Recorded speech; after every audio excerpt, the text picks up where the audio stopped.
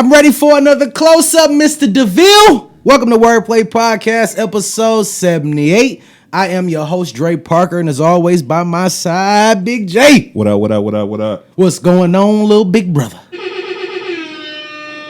Chillin'. Big little brother. Big little brother. Yeah, I'm older. I forgot. How was your week, bro?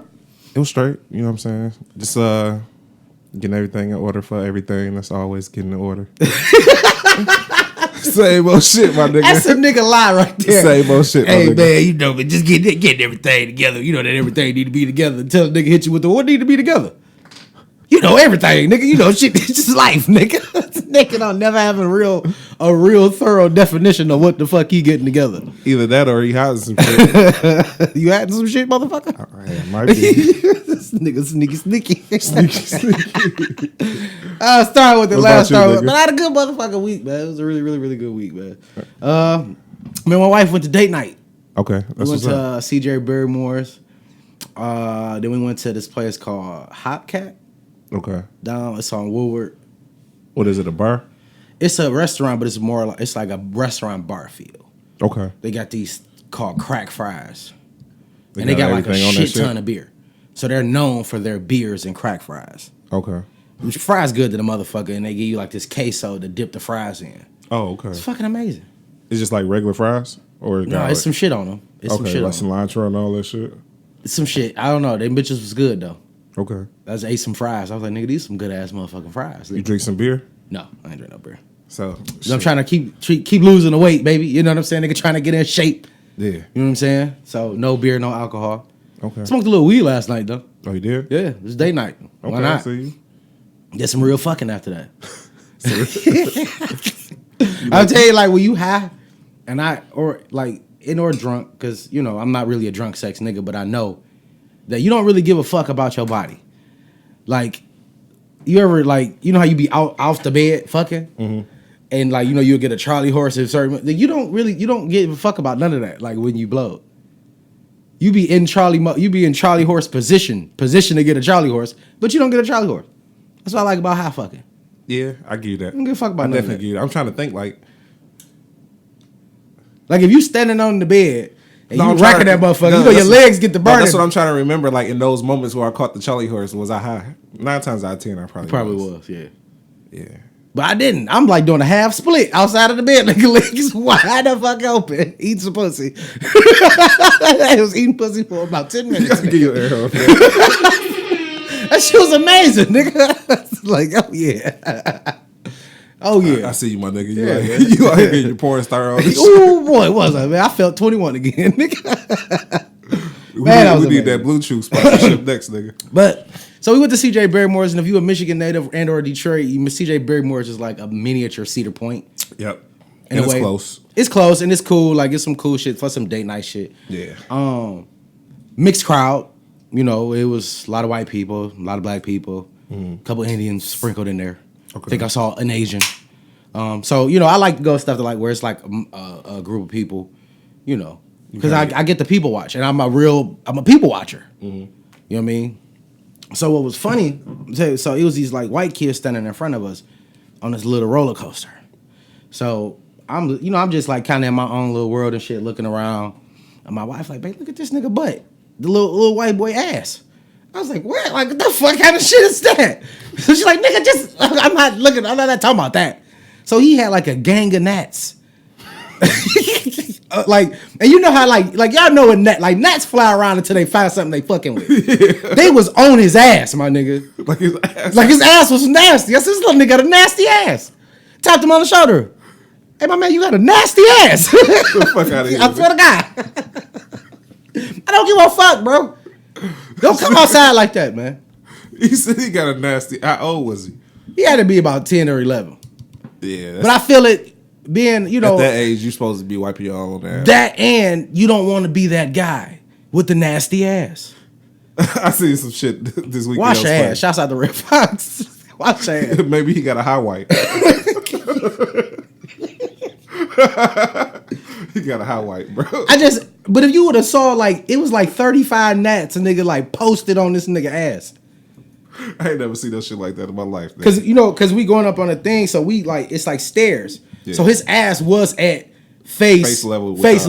So that's why another reason why I was just like, looking at my own little world. Yeah. But so I happened to look. She's like, just look. It was like 30 gnats, nigga, just on his ass.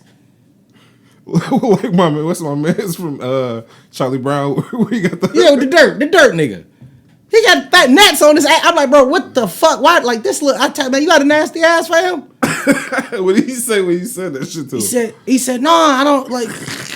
I wash up. What a nigga supposed to say? He gonna say, there's like 30 gnats on your ass, fam. Yeah, I got a nasty ass. I feel like even because he was white, and I'm black. No, you know what I'm saying? But I still feel like he a little brother. Yeah. My nigga, get your shit together. Don't be out here like, so I feel like I needed to school him, which I did. Mm-hmm. You know what I'm saying? Like, if you don't know how to wipe your ass, get you some baby wipes, nigga, to make sure that motherfucker clean. Where is he ain't had no parents with him? No, I mean, I'm pretty sure, like, at their, like, parents will probably go to the bar and let the kids do their thing. Okay, yeah. You know what I'm saying? And I'm pretty sure that was the case. Yeah. You know what I mean? But still, like, nigga, wash your ass, man. And if his mama and daddy was right out of town, look at your son ass, man. You see this shit? I used to hate back in the day when old heads used to be like, pull your pants up and shit like that. And they always say when you get older, you will appreciate it. Yeah, now you kind of understand. I understand. Yeah. Like, I'm not telling you, like, to tell you what to do. That shit looks crazy, my nigga. Like, I'm putting you up on some game. And I think younger, like, we felt like, nigga, don't tell me what to do. Bitch, I sag these bitches to my knees. Yeah. But they telling you. Rebellious kid. But they giving you some game. Now, that's one of the most disgusting shit. I don't like seeing that. Yeah. Like, a nigga's ass out, bro. I don't like seeing that shit. I mean, that's the culture we in now. But back in the day when we was doing it, nigga, we had tall tees on. Yeah. So you didn't really see a nigga ass. You just saw that a nigga belt was around his thighs. Or that's not proper. You just see a nigga ass through the t-shirt. Or you see a nigga ass through the t-shirt. Yeah. But I don't want to see your ass, especially if it got gnats on the motherfucker. It should be exposed to the light anyway, nigga. It amazes me how poor hygiene this generation is becoming, and I know that. Yeah. They don't care about washing their ass. Yeah, because they in the midst of the hustle. No, nigga, they just don't give a fuck about washing their ass. That was our excuse back in the day. Niggas was hustling and not washing their ass. The funniest shit, and I'm pretty sure our viewers can relate to. My mom was one of the moms that would not allow me to go to bed without washing my ass.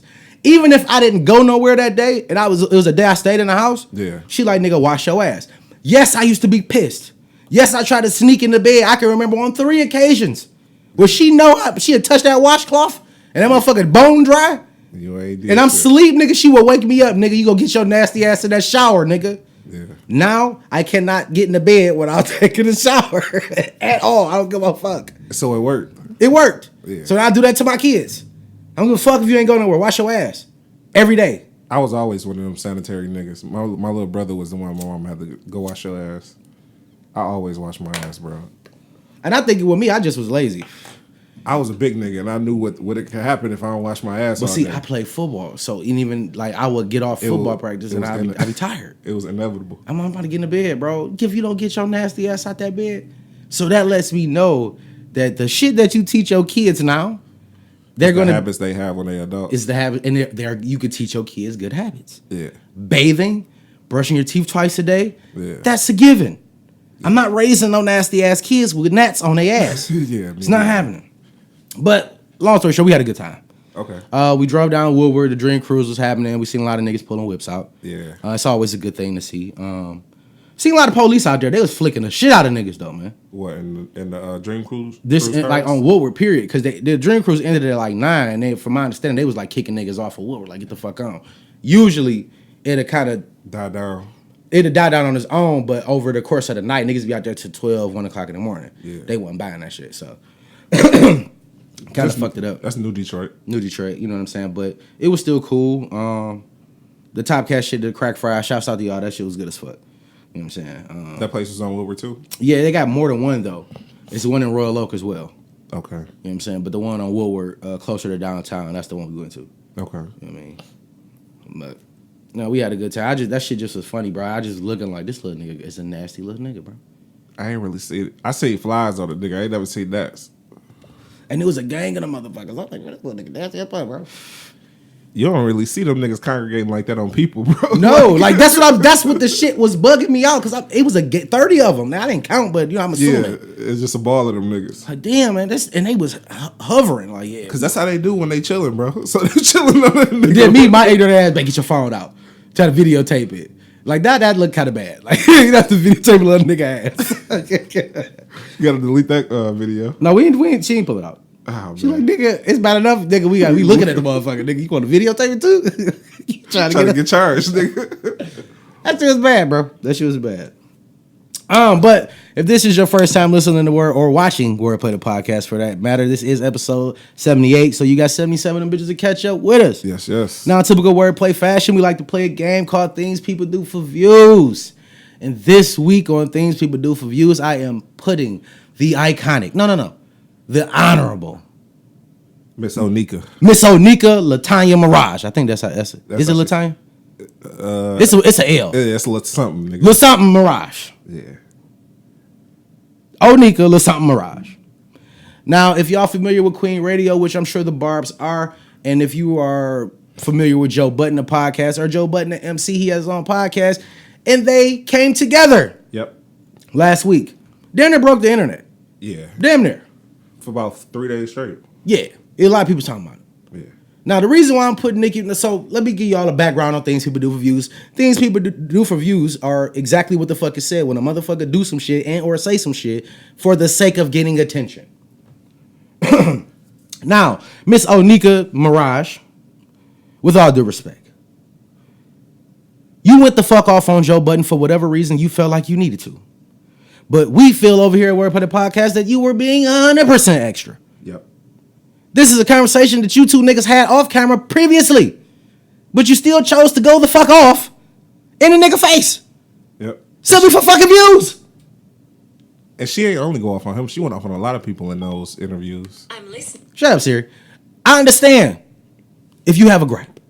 But if you already talked to a motherfucker about the shit, why the fuck do you feel the need to get a nigga to your show and cuss the nigga the fuck out? Yep. You did that to gain fucking attention. Exactly what the fuck you did. Yes, it worked. Yeah, it did. But you are still in Things People Do for Views. Yep.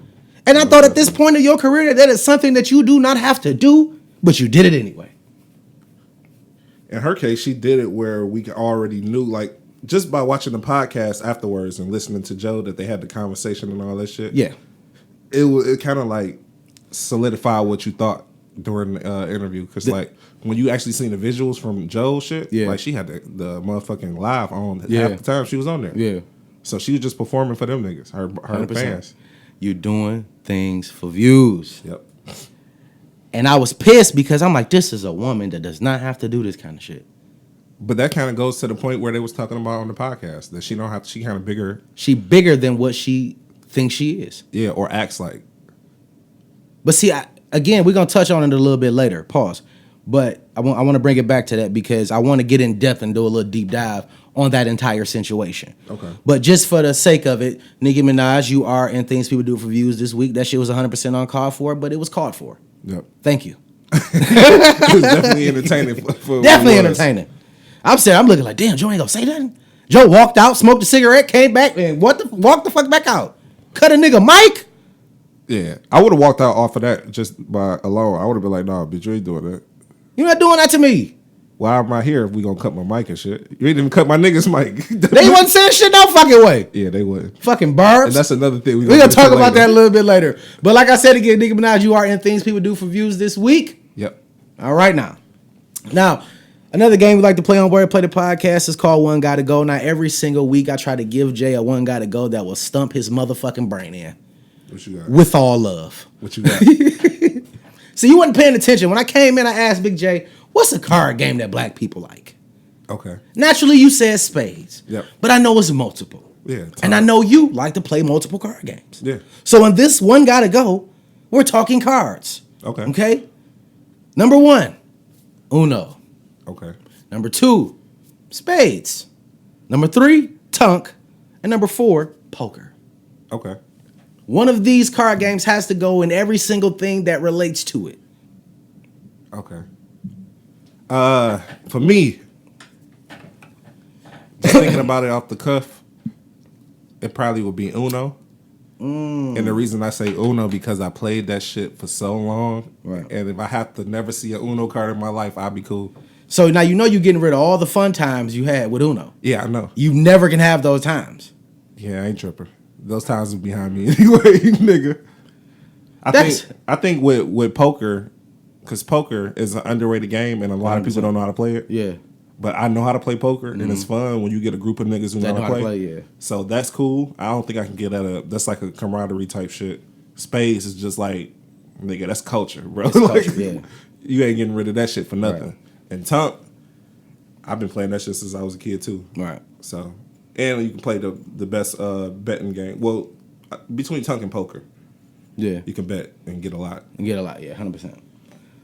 All right, so Uno is your choice. Yes, sir. My choice would be Tunk. Okay. Because I know how to play Tunk. Mm-hmm.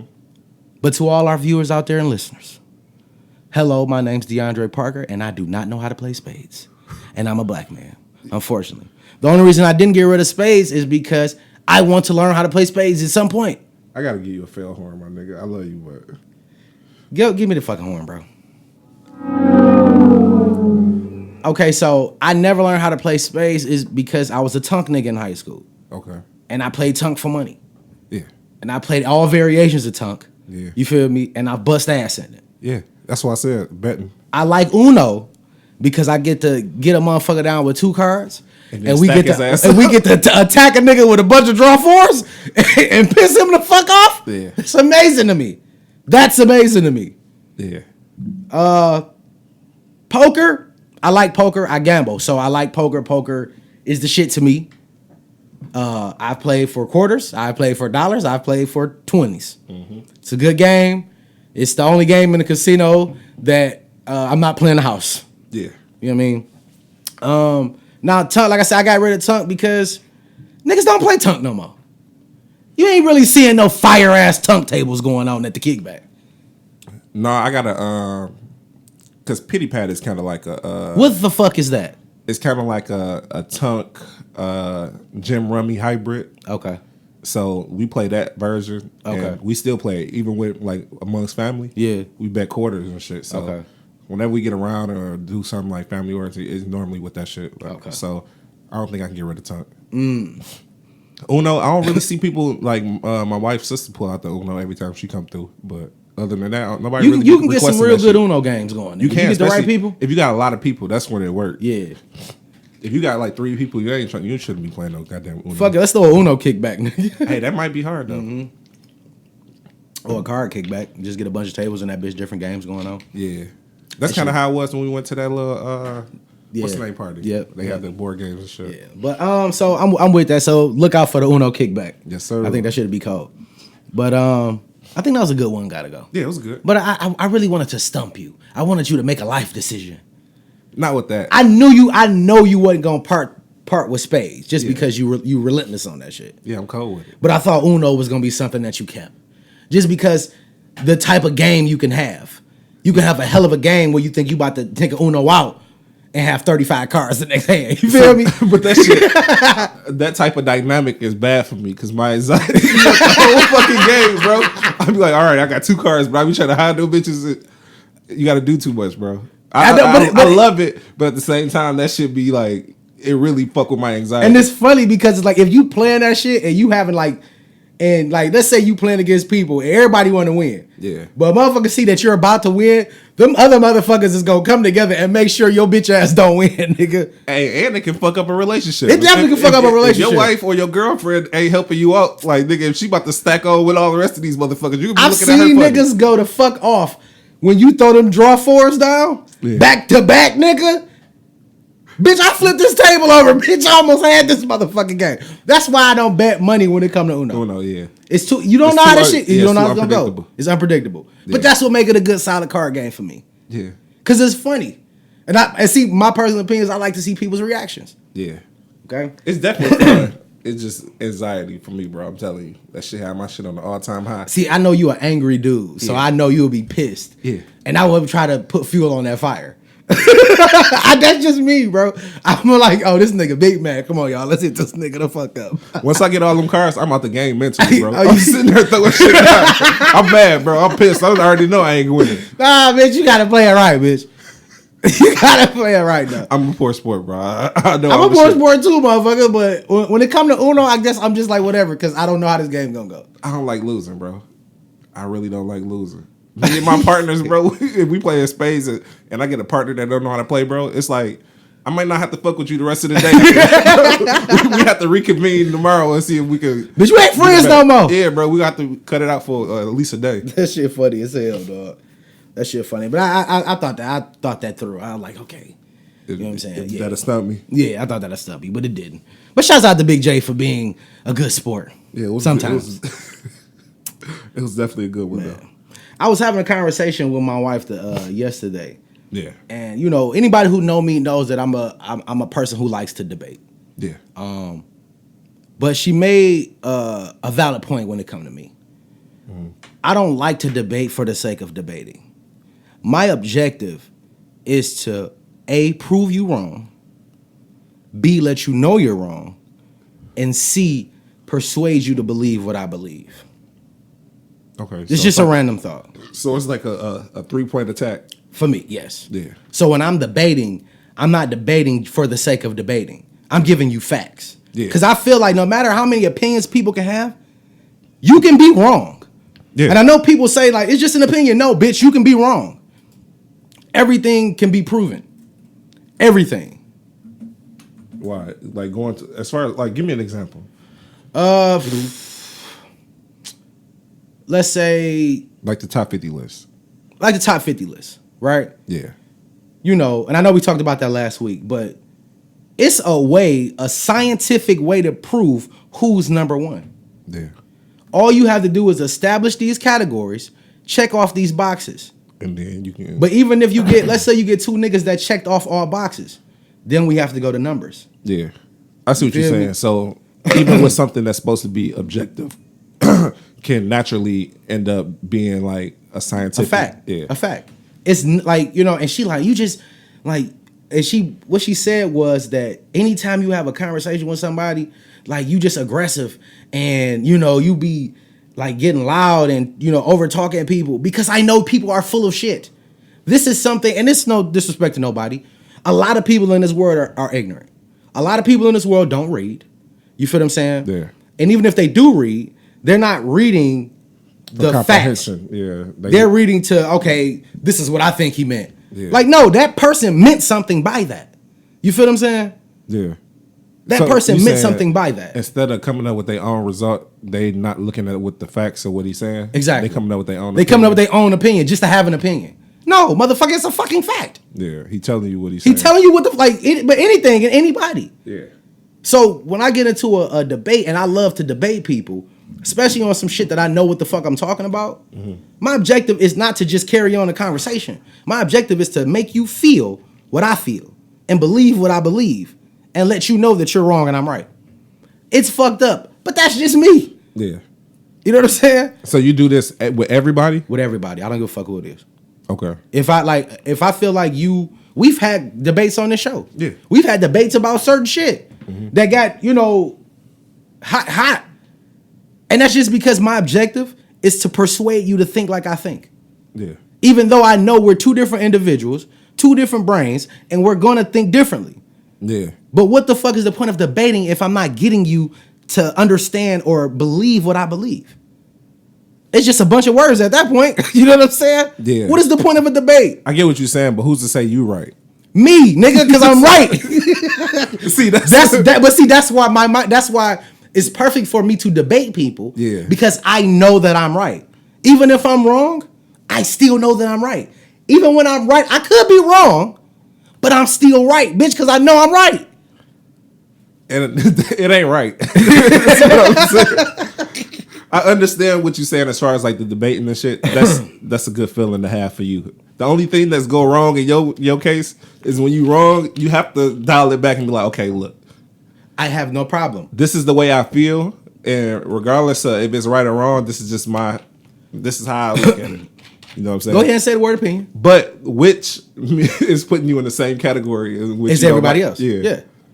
But I'm not going to get into a debate with anybody about something that I know a little bit about. Yeah. You know what I mean? Like, then at that point, it's a conversation where you might be learning. Well, I might be learning, and that's how I take the conversation. Okay. You feel what I'm saying? So you saying in those specific instances when y'all debating on something that you think you know and they think they know. Yeah, 100%. I get what you're saying. Like, especially like when we was talking about event planning. Yeah. And the conversation was, people that have high ticket prices, their first event. Yeah. Now the objective would be to not, you don't want to sell yourself short, but you're still a new business. Yeah. Right? And then her mentality was, well, it's countless other people that have done that and have gotten great results. Who?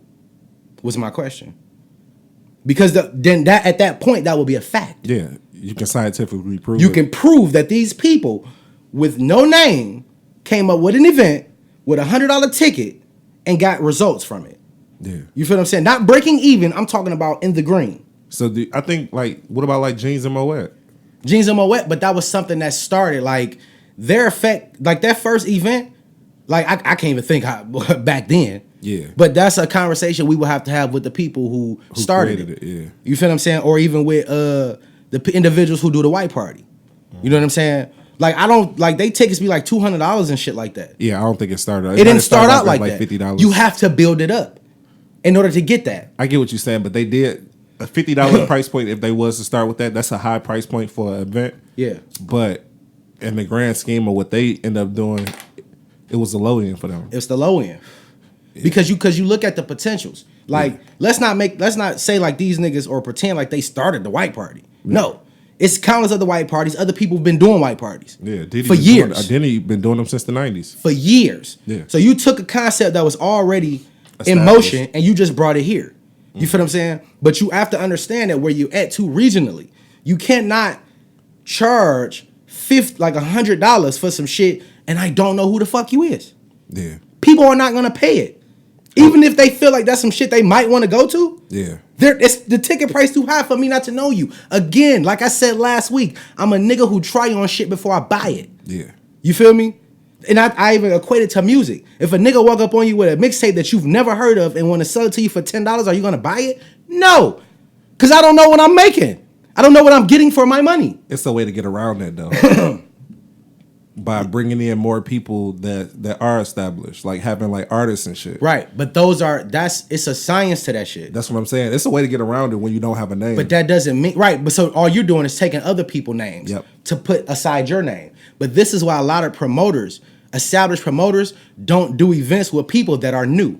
Yeah. Because I have nothing to gain from that. My crowd will be here, not yours. You don't have one. Yeah. So the moment we do something together, my crowd in turns become your crowd. It's not mutually beneficial. 100%. Yeah. You feel me? So, and I just was like, no. She was like, well, I said, $10 is a good starting point. You got to think of where you at. People are $10 you to death. Yeah. They want $25, $35, $40 you to death. That's a lot of money. That's gas for the week. Yep. You feel what I'm saying? I'd spend $10 on a number 2 combo. Large with a coat. $10, you can get that away. You can give it away. You've given people $10. Yeah. When a motherfucker got to put a whole phone call in to get the 40 about you. Yeah. Like, hey, bro, they got to give you a whole spiel. Hey, bro, you got $10 yet here? Yeah. It's different. You feel what I'm saying? Yeah. So this is me understanding the world and a person who have thrown parties before, who thrown events before. I know on certain nights, it's gonna do good. It's gonna do more. I can charge more based on what's going around. It's a science to all this shit. Yeah. So to argue with me about that shit, like to argue with me about anything that I know about is deadly for your body. not your body, but it's deadly for your mind because I'm gonna fuck you up. Yeah. I'm gonna debate you, and that's what I mean by fuck you up. I'm gonna chop your ass down. Like, you're not gonna have any point. You feel me? So just pick and choose of the shit you want to go at me with, because I've did a lot of shit in this world and then did a lot of reading. Yeah. And practicing what I preach as well. I've lost. You feel me? I see what you're saying. You're just saying with your expertise and certain shit, that's the wrong talking points to go at you with. Right. Because there are facts. Yeah. You feel me? There are facts. Going to some politics and some shit like that, maybe it's a way that they can get around you. But as far as some shit you really know about, you're not gonna do it. And so that's where her was like, nigga, you just Like you be trying to, cause I know, like I've did this shit. Yeah. I've lost. Yeah. I've won, but I've lost. And nobody knows more than a nigga who lost. Yeah. You feel me? Period. But it can go two ways. Like the younger generation, they'll listen to niggas who lost. You know what I'm saying? Mm-hmm. So they'll learn from the mistakes of others. And that's dangerous ground right there because I was that guy. Yeah. As a young nigga, not listening. You feel me? And it's just a cycle because the guys that try to teach me were also guys that didn't listen. Yeah. You feel me? Mm-hmm. And those that did listen, they're already ahead of the game. You feel me? Yeah. So they already implemented the shit they learned. You know what I'm saying? The knowledge. Yeah. So my thing is just like, that's just me. But you know me too. Yeah. I'm a debater. I'm a go. And I'm going to keep going, my nigga, like until you run out of shit to say. Yeah. And I won't. Or we just get tired of arguing. Yeah, or that. But that shit, that was just a random, like that shit was just, it was funny to me because I had to kind of like really think about it. Yeah, but I don't never stray away from it though. Like I know I'm that. Yeah. I know I'm an asshole. I know I'm outspoken. You know what I mean? This is why I do what I do. You feel me? I'm able to be comfortable doing this because I talk shit. Yeah. And you know it got some real like facts to stand on. Yeah, I got some. I can prove anything I'm saying. I can prove it. Yeah, that's why I leave. Like when it comes to like it's certain people that I listen to in this world. You feel me? Yeah. Like Umar Johnson. I know a lot of people don't like Umar, but I fuck with Umar because everything that Umar says, it's proven. He gives you a date, a time, a page number. Yeah. You feel me? Well, you can go look at this shit yourself. I'm not just saying it and coming up with it. Yeah, I like Michael Eric Dyson. I like him too. Yeah. You feel me? I'm giving you like nigga. I'm not just saying this shit just to be saying this shit, nigga. It's a proven fact. Yeah. You know what I'm saying? But people don't care about the truth when the lie is more entertaining. Yeah. That's just the reality of it. Now let's get into the rundown. What you want to start with? I want to start. Let's start with some kind of. Let's start with new music. Okay. Let's start with new music. Now, last week, Rick Ross dropped his 10th album, Port of Miami 2. Yep. And we decided that we weren't going to give a deep dive into the project because it just came out. Yeah, we just going to sit with it and live with it. And so I listened to it all week. I went to the gym. Yep. Listened to it. Riding. Got a little drunk. Listened to it. No, I got a little high. I like it. You like it? I like it. It grew on you? Yeah. For me, a lot of the tracks do sound better after listening to them. Yeah. And a standout for sure, that Maybach. I kind of slept on it a little bit because I thought it was good. Yeah. But I thought in the comparison to the other ones, yeah, it wasn't. But then listening to it and then like hearing all the elements they pulled from the other ones, I thought it was real creative and how like even the beats sound like a mashup of all like 5 beats before it. Yeah. So I appreciate it a lot more now. His album. Yeah, I definitely appreciate it, and it definitely was a good project. And while you was talking about Maybach, I just instantly remember my favorite ones with T.I. T-Pain. Yeah. My garage is flawless under 100,000 loud triple. We said Maybach triple white like I'm riding on the cloud. Like that shit was smooth as fuck, bro. Yeah. That shit was smooth as hell. And compare like I don't like the Maybach record though. Cause I'm comparing it to the other ones. You don't fuck with it? I mean comparing it to the other ones. It don't sound like the new age. Like I don't give a. You didn't have to give me the new age. Not the new age sound, but I'm talking about like the new age evolution of that Maybach song. Yeah, you don't feel like it was like no. I feel like it was perfect execution. No, I think the verses could have been different as far as like and who he put on the song. Yeah, he could have put a lot more niggas on there and made that song more full. But as far as like the hook and the beat and shit, yeah. I think he was right on point with that. And I guess I was missing that element of other artists on there. Yeah. And I'm not really like I said, I'm not the Wayne guy. Mm-hmm. You know what I mean? Like right now. And I know that's his man's and shit like that, you know. So he did him a Wayne solid. smoked it, but he just didn't do it in a fashion where he was talking about like some exclusive shit. Yeah. He was just talking about some bitches and shit like he normally did. Like it wasn't. And I felt like Ross painted a good picture on that song. Definitely. He will always that's his shit. Yeah. You know what I'm saying? I don't expect Ross to be anything other than painting a vivid picture. So let me ask you a question. By us hearing Pusha T verse after the fact, do you think he should have just did it with him and Pusha T? I think he should have had both of them on there. And it would have made the song better? Yeah. Yeah, I think because if he would have put Wayne in the middle and Pusha T at the end, it would have filled the song out a lot more. But not for nothing. Rick Ross, the album is a solid project, but that Maybach music, you've had better. Of course, you've had better. Of course, you know what I mean. But the project he had better albums too. But still, because and what was funny was Rick Ross was on the Breakfast Club this past week doing his press run in New York. Yeah. And Rick Ross got a new book coming out. Yeah. And in the book he talks about his life and different people and stuff like that. And it just like it's crazy of how long he been trying to get to this point. Yeah. You feel me? So that made me understand the Port of Miami 2 aspect. Yeah, like you feel circling me? back. The circling back, like how important. And they asked him what was his 3 favorite albums. And the fact that he put Deeper Than Rap at number 2 made me feel away because Deeper Than Rap is my favorite Rick Ross project. Yeah. You know what I'm saying? He did the whole top 10 on what's my man Rob Markman's show? Yeah. The Gene Show. Yeah, they sat there and he had all the album covers and he handed it to him and he said something about them and ranked them in the order. That's what was Deeper Than Rap still number 2? Yep. Deeper Than Rap is one that. What was number 1? Teflon? No, I thought he put Port of Miami at number 1, the first one. Did he do that? On the Breakfast Club, he did that because he felt like, it took so much for him to even get to that point. Yeah. You know what I mean? The Tony Draper shit, the Slipper Slide shit. Yeah, so it took him a long time to get that first album. So that's why the album, which a lot of our artists, they first projects is usually they it's a combination of their whole life before that. Yeah. So, and that's why for him to put Deeper Than Rap at number 2, I felt like it was his number 1. The only reason Port of Miami was number 1 is because he pumping Port of Miami too. Well, no, because because that was his first album. But see, it's like having your first child. I understand that, but you got to think about it, like, and it set the tone for him to be where he at now. For me, my first pieces of music was like, it was great for me. Yeah. But then I look at like the technical difficulty, the shit that I did afterwards was a lot better. Mm-hmm. So as a rapper, it was kind of weird that he would just pick his first album because Jay don't even pick his first album as his best album. You get what I'm saying? I've never heard Jay refer to any other album other than A Reasonable Doubt as being what the fuck? Damn, because when he did that interview with Elliot Wilson and B-Dot for Rap Radar this last year, I think it was. He said something, I forgot what album it was, but Hard it wasn't Knock Life? Yeah, it might have been. I think it exactly was. It was Hard Knock Life.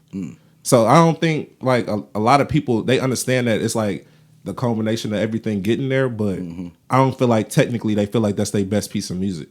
Because I feel like they picked up more skills along the way. Yeah, along the way. And I get that. That's why I felt like Ross saying Port of Miami being his like number 1 is because of him. Like I said, not because of the music or how it sounded, but because of what it meant and how it launched his career. What was the album that was after the 50 Cent beef? Was that Deeper Teflon Don? That's what I think. On the Rob Markman shit, he was talking about that album as being number 2. I think Deeper Than Rap was number 3 on that list because he said everybody thought he was finished after that. Yeah. And I say that too because Teflon Don will be my number 2 Rick Ross album. Yeah. Because of like that was when he implemented that Yeah. You feel me? And just that sound alone changed. I'm not a star. But this like nigga, that changed everything. Yeah. Like just that little sound, my nigga, changed everything. If you listen to that song, nigga, the first probably 50 seconds of it is just him ad-libbing. And then the beat just like over the beat. That shit, I'm getting chilled because that shit, I was like, because coming from that 50 Cent train, like not train, but like not for nothing. At that point, 50 Cent was a train. Yeah, you know what I'm saying. And niggas was getting on the track and getting ran the fuck over. Yeah, this was a person that not necessarily derailed it, but he definitely stopped that motherfucker at a stop. Yeah, like this is where it ends right here. Yeah, and 50 Cent has not had any success after that. When it comes to dealing with artists. And then Rick Ross flourished at it. And he flourished. You feel me? Yeah. That's where like it got personal. That's where the ties changed. But if you thinking about it now, like 50 got personal when he couldn't affect Rick Ross' album or his music. Yeah. I'm gonna get your wife and have your kid. He got personal because I can't stop him musically. He knew it though. You feel me? He knew it. Like thinking back on it, that might have been when the tide started to change where New York artists was put up at a higher level just because they came from the mecca of the music. Yeah. Now, like at that point, like the South started flourishing for real. No, like, they was already doing good, but I'm talking about in the comparison, they was getting more respect than the New York niggas. Oh yeah, definitely. At that point, definitely. Because Rick Ross beating 50 Cent, which was the top New York artist at that point, made them go back down south, basically. Yeah, like we got to look at these niggas because Ross, like, but lyrically, but it was just the fucking sound. Yeah, literally, it was the hardest shit ever. That shit made every song sound better. It made him like tougher. Yeah, that's 100%. There you go. It made that nigga way more. Oh, nigga, like bitch, like it's saying bitch without saying bitch. Without saying bitch. You feel me? Yeah. Like nigga, you had niggas in the club, nigga. Nigga, like trying to do that shit. Yeah. Cause that shit made that shit aggressive. Yeah, most definitely. I give you that for sure. I gotta take my hat off the dog, nigga. Like that shit cold. And in the grand scheme of things, that's a minor detail to change. Minor, bro. That's but how you I can always tell his say, but I always say that a nigga ad libs at this point is what make you. It do, but the way that it make you feel is the difference maker in everybody. Like I feel like Offset got like some of the hardest like like his ad libs are hard, but what it sound dope as far as the melodic part. But it don't make you feel a certain type of way. Like Raw shit and Jeezy shit. You know what I'm saying? Like those are ad libs where like nigga you can feel the toughness in the shit. Well, I ain't gonna say Jesus was more tough. His shit was just it was because he was talking fact or supposed facts on the record, and him to say or like. It's solidifying. It's solidifying what you just said, my nigga, because you said bitch. Like you know, it's flex. It's basically you know what it is. You know what it is. Like you know what I'm saying. And I'm like, okay, so nigga, at that point, nigga, now after that, I pay attention to niggas' ad libs. So is Ross got the greatest ad lib? Well, yes, 100%. Period. DMX, Ross got the best ad lib. Okay, I see you. Ross got the best ad lib, bro. I'm not gonna disagree because I fuck with Ross on the ultimate level. He a top. But I'm specifically going off of ad-libs. That ad lib, and it wasn't a gang of them. Yeah. It was one that changed the direction of his career. Yeah, his career got to a point where it was at a fork in the road. 50 was the fork. Yeah, you feel me? He saying, nigga, take the fuck off, nigga. That's it. Because he went from a street nigga to a boss at that point. Yeah. You know what I'm saying? So. And then not for nothing, Teflon Don is probably got the most. No, I ain't gonna say the most hits, but it got like it's straight up and down. Got a lot of songs. That's one of them. I think it was only like 12 songs on that motherfucker. Mm-hmm. Like, and I didn't skip one. Yeah, me neither. Everything was worth the listen. Yeah, it was kind of like early Kanye albums. Yeah, and it wasn't like I said. It was like 12 songs on there. It was light, a concise thought. And it was good records. You feel me? And they were undeniable. Every last one of them. Every single one. The features was on point. Like, that shit was crazy. Yeah. That shit was crazy. Shout out to that nigga Ross. Shout out to Ross for that shit. We sound like some real dick eaters. I know he is. But, nigga, fuck it, nigga. That shit hard, bro. When a nigga didn't put his mark on the game like that, you gotta tip your hat to him. Yeah. And for him, like, just if y'all really never listened to a Rick Ross interview, Rick Ross is probably one of the most charismatic individuals you will ever really get to talk to. Like he joke around, like you. I figured out what it was though. At first I thought his personality was fake. Yeah, because he talked, his voice so deep like that. He laugh and shit like that, but that's how he talk. Yeah, you feel me? It's just like Khaled. Like we all thought Khaled was just playing that shit up for the cameras, but he actually act like that. Yeah. And Ross was like, I feel like they the perfect contrast to each other. 100%. He the overly animated hype nigga, and then Ross is the smooth, funny nigga. So it's like, so is that us? Yeah. Are we Khaled and Ross? Yeah, we Khaled and Ross. I'm dark skinned, so I naturally have to be Ross. Who the best? We the best. I ain't gonna lie, that shit probably in our group chat. It's probably pod guys, nigga, all that nigga. That shit funny as hell. But shouts out to Rick Ross again. Did you listen to anything new music wise this week? I just listened to that QC album. I've been listening to it. I did listen to it. I like it. I like it a lot. So I didn't know some of Let's talk QC and Impact. Fuck it. Yeah. So with this tape, it was a culmination of all the artists that they work with and the people they cool with. Mm-hmm. So I think the album was like maybe like 29 or 26 some songs. It was a lot. It might have even been 30. Yeah. But they had a lot of artists, and I started to think like, damn, QC kind of might be the biggest label out right now as far as like music and hip hop music. Because every artist that they was having, like all these songs they was playing, they had songs on there that already like charted because they've been out for a while. It's 36 songs. Yeah, so I knew it was up there, but I think that was just because they had a lot of artists that they deal with as far as like QC management and QC the label. Yeah. So it was dope. One nigga Ferg dropped the album. Yeah, I listened to that too. What is it? Something Floor Seats. Floor Seats. Yeah, I listened to it. I gotta listen to the Ferg album, bro. I ain't listened to it yet. I don't want to give a breakdown of it because it's too early. What it sound like so far though? Our first listen, I didn't like it. Okay. But Ferg, I fuck with him, so I have to give it time and let it and sit with it. I don't know. But I didn't like it. I think I've been eating Ferg a lot lately. Just because if you have, then you might be disappointed with this. But I don't want to put that. No, the reason why, like I said, like I've been eating Ferg, you know what I'm saying? Pause. But it's because I slept on Dog for so long. Yeah. And when I finally gave Dog a listen to, I'm like, this nigga is fire, bro. It kind of fucked up because he make you like him more than Rocky. Yeah. You know what I'm saying? Yeah, I do like him more than I like Rocky. And I was a Rocky fan before. No, I mean I'm a Rocky fan still. Like before Ferg came out, I thought he was the hardest out of ASAP, but I think Ferg for sure. Is. But let's get back to QC. So QC did an interview on the Breakfast Club, which is something you never really see them niggas do. They had a whole press run. They was on Hot 97. They was on Sway. What I mean by you never really get to see them do, you never really see Coach K. Yeah. You know what I'm saying? Coach is the silent nigga. You know who he is, but it's usually Q. No, you mean P? P, yeah, P doing everything. What's weird is if you know they dynamic, yeah. Coach K was the outspoken person in the beginning, but he noticed that P wasn't like great with that shit. Yeah. So he's starting to sit back and let him like talk more so he can get better at it. Yeah. But I don't think Coach K don't talk for like business. Reasons of not wanting to talk. I think he's just trying to like highlight his mans a little bit more. Yeah. Cause he was the articulate personality between them two. That nigga P a hood nigga for real. He a hood businessman. That shit just amazing though. Like just to see them niggas and like hear how they came together and just was, I put a bunch of money in the studio. I'm trying to do a label. Fuck it, let's do it together and re-rocking. That let me know something about Atlanta that should be highlighted though.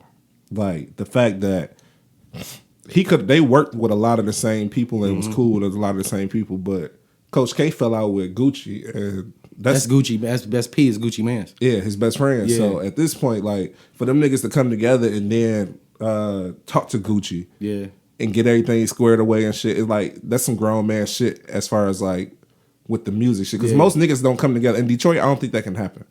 I think it could, but it takes it takes a person, you know what I'm saying, to be able to bring that together. You feel me? Mm-hmm. Like you can have them relationships, and I don't think niggas that get mad at that. Like, you know, if like especially with us, like because we're not rappers. Mm-hmm. You know what I'm saying? We media. You know what I'm saying? A&R, you know, whatever. But if we fuck with this nigga and this nigga beefing with that nigga, but we doing business with him too, like I don't think it'll be an issue. We can be the bridge that. We could be the bridge that bring that together, even if it's just for the money. And you have to explain that, like, nigga, this is business. And see, that's the thing that makes it like interesting as a case study.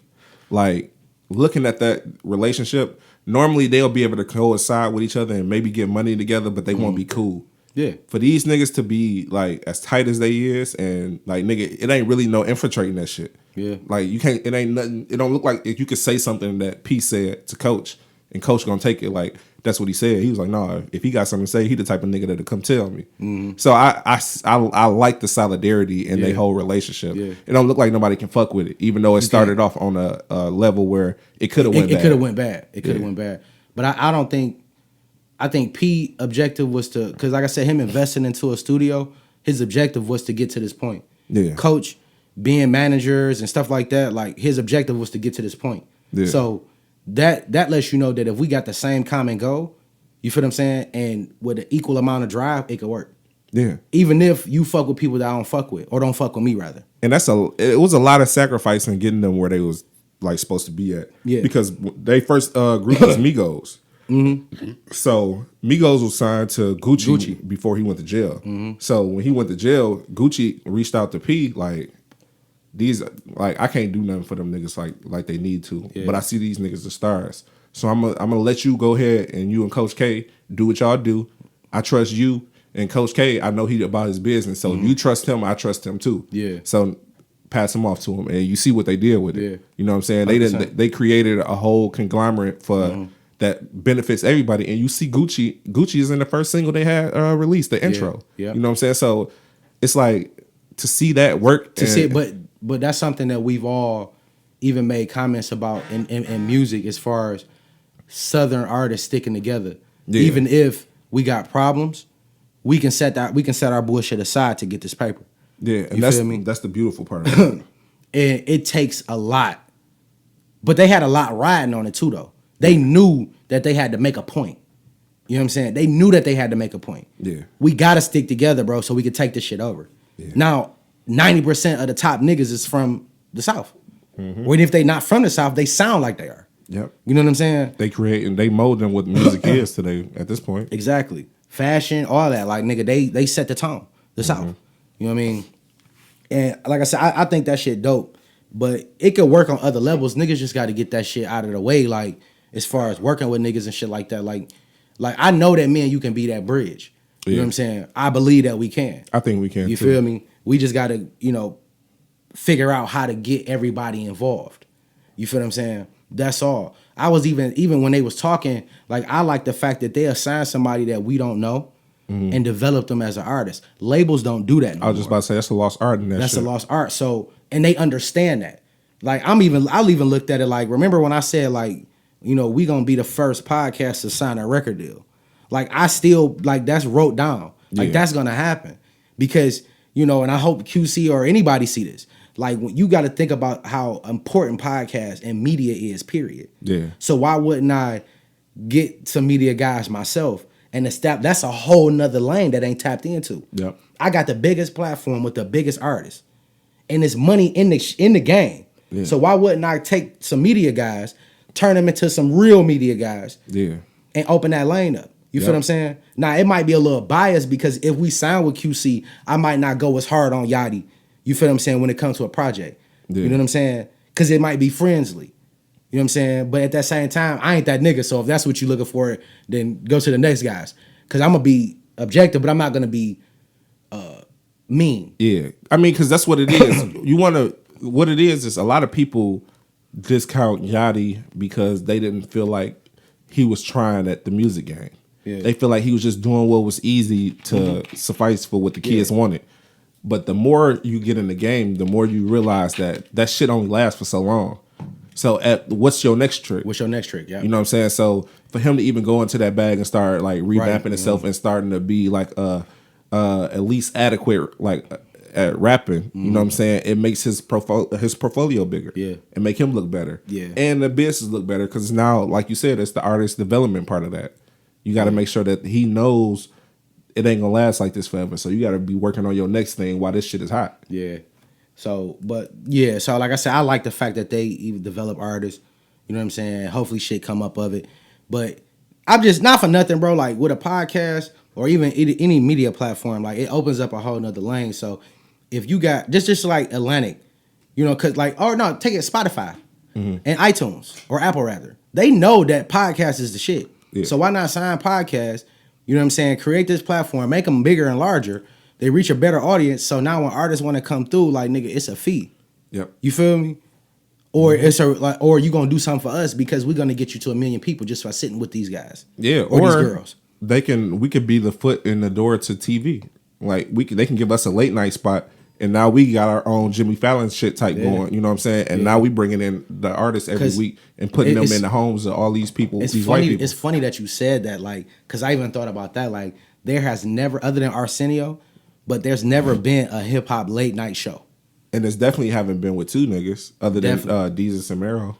I'm talking about it's on primetime TV though. They on Showtime now. No, I'm talking like. Oh, you talking about on daytime TV like Fox? No, national TV. NBC. Because national TV, like CBS. Because you don't need cable to watch Fallon. Yeah. You know what I'm saying? That's what you're saying. But it's never been anything like that. Yeah. There. Nah. Not saying that it won't work, It's a reason why, but you never know. Like, you know what I'm saying? That's some shit you need to try. I mean, we know in the 2000 like 19 and 18 and 17, like it's been geared towards hip hop being the biggest influence of everything. Mm-hmm. So with that being said, this would be the perfect timing to implement hip hop into like that space, because it could kind of revitalize that, where people watching network TV again. Mm-hmm. You know what I'm saying? So it's something to look into. Yeah, you know what I'm saying? It's something to look into. Yeah, it's definitely something to look into. But shouts out to QC, man. It's a good album.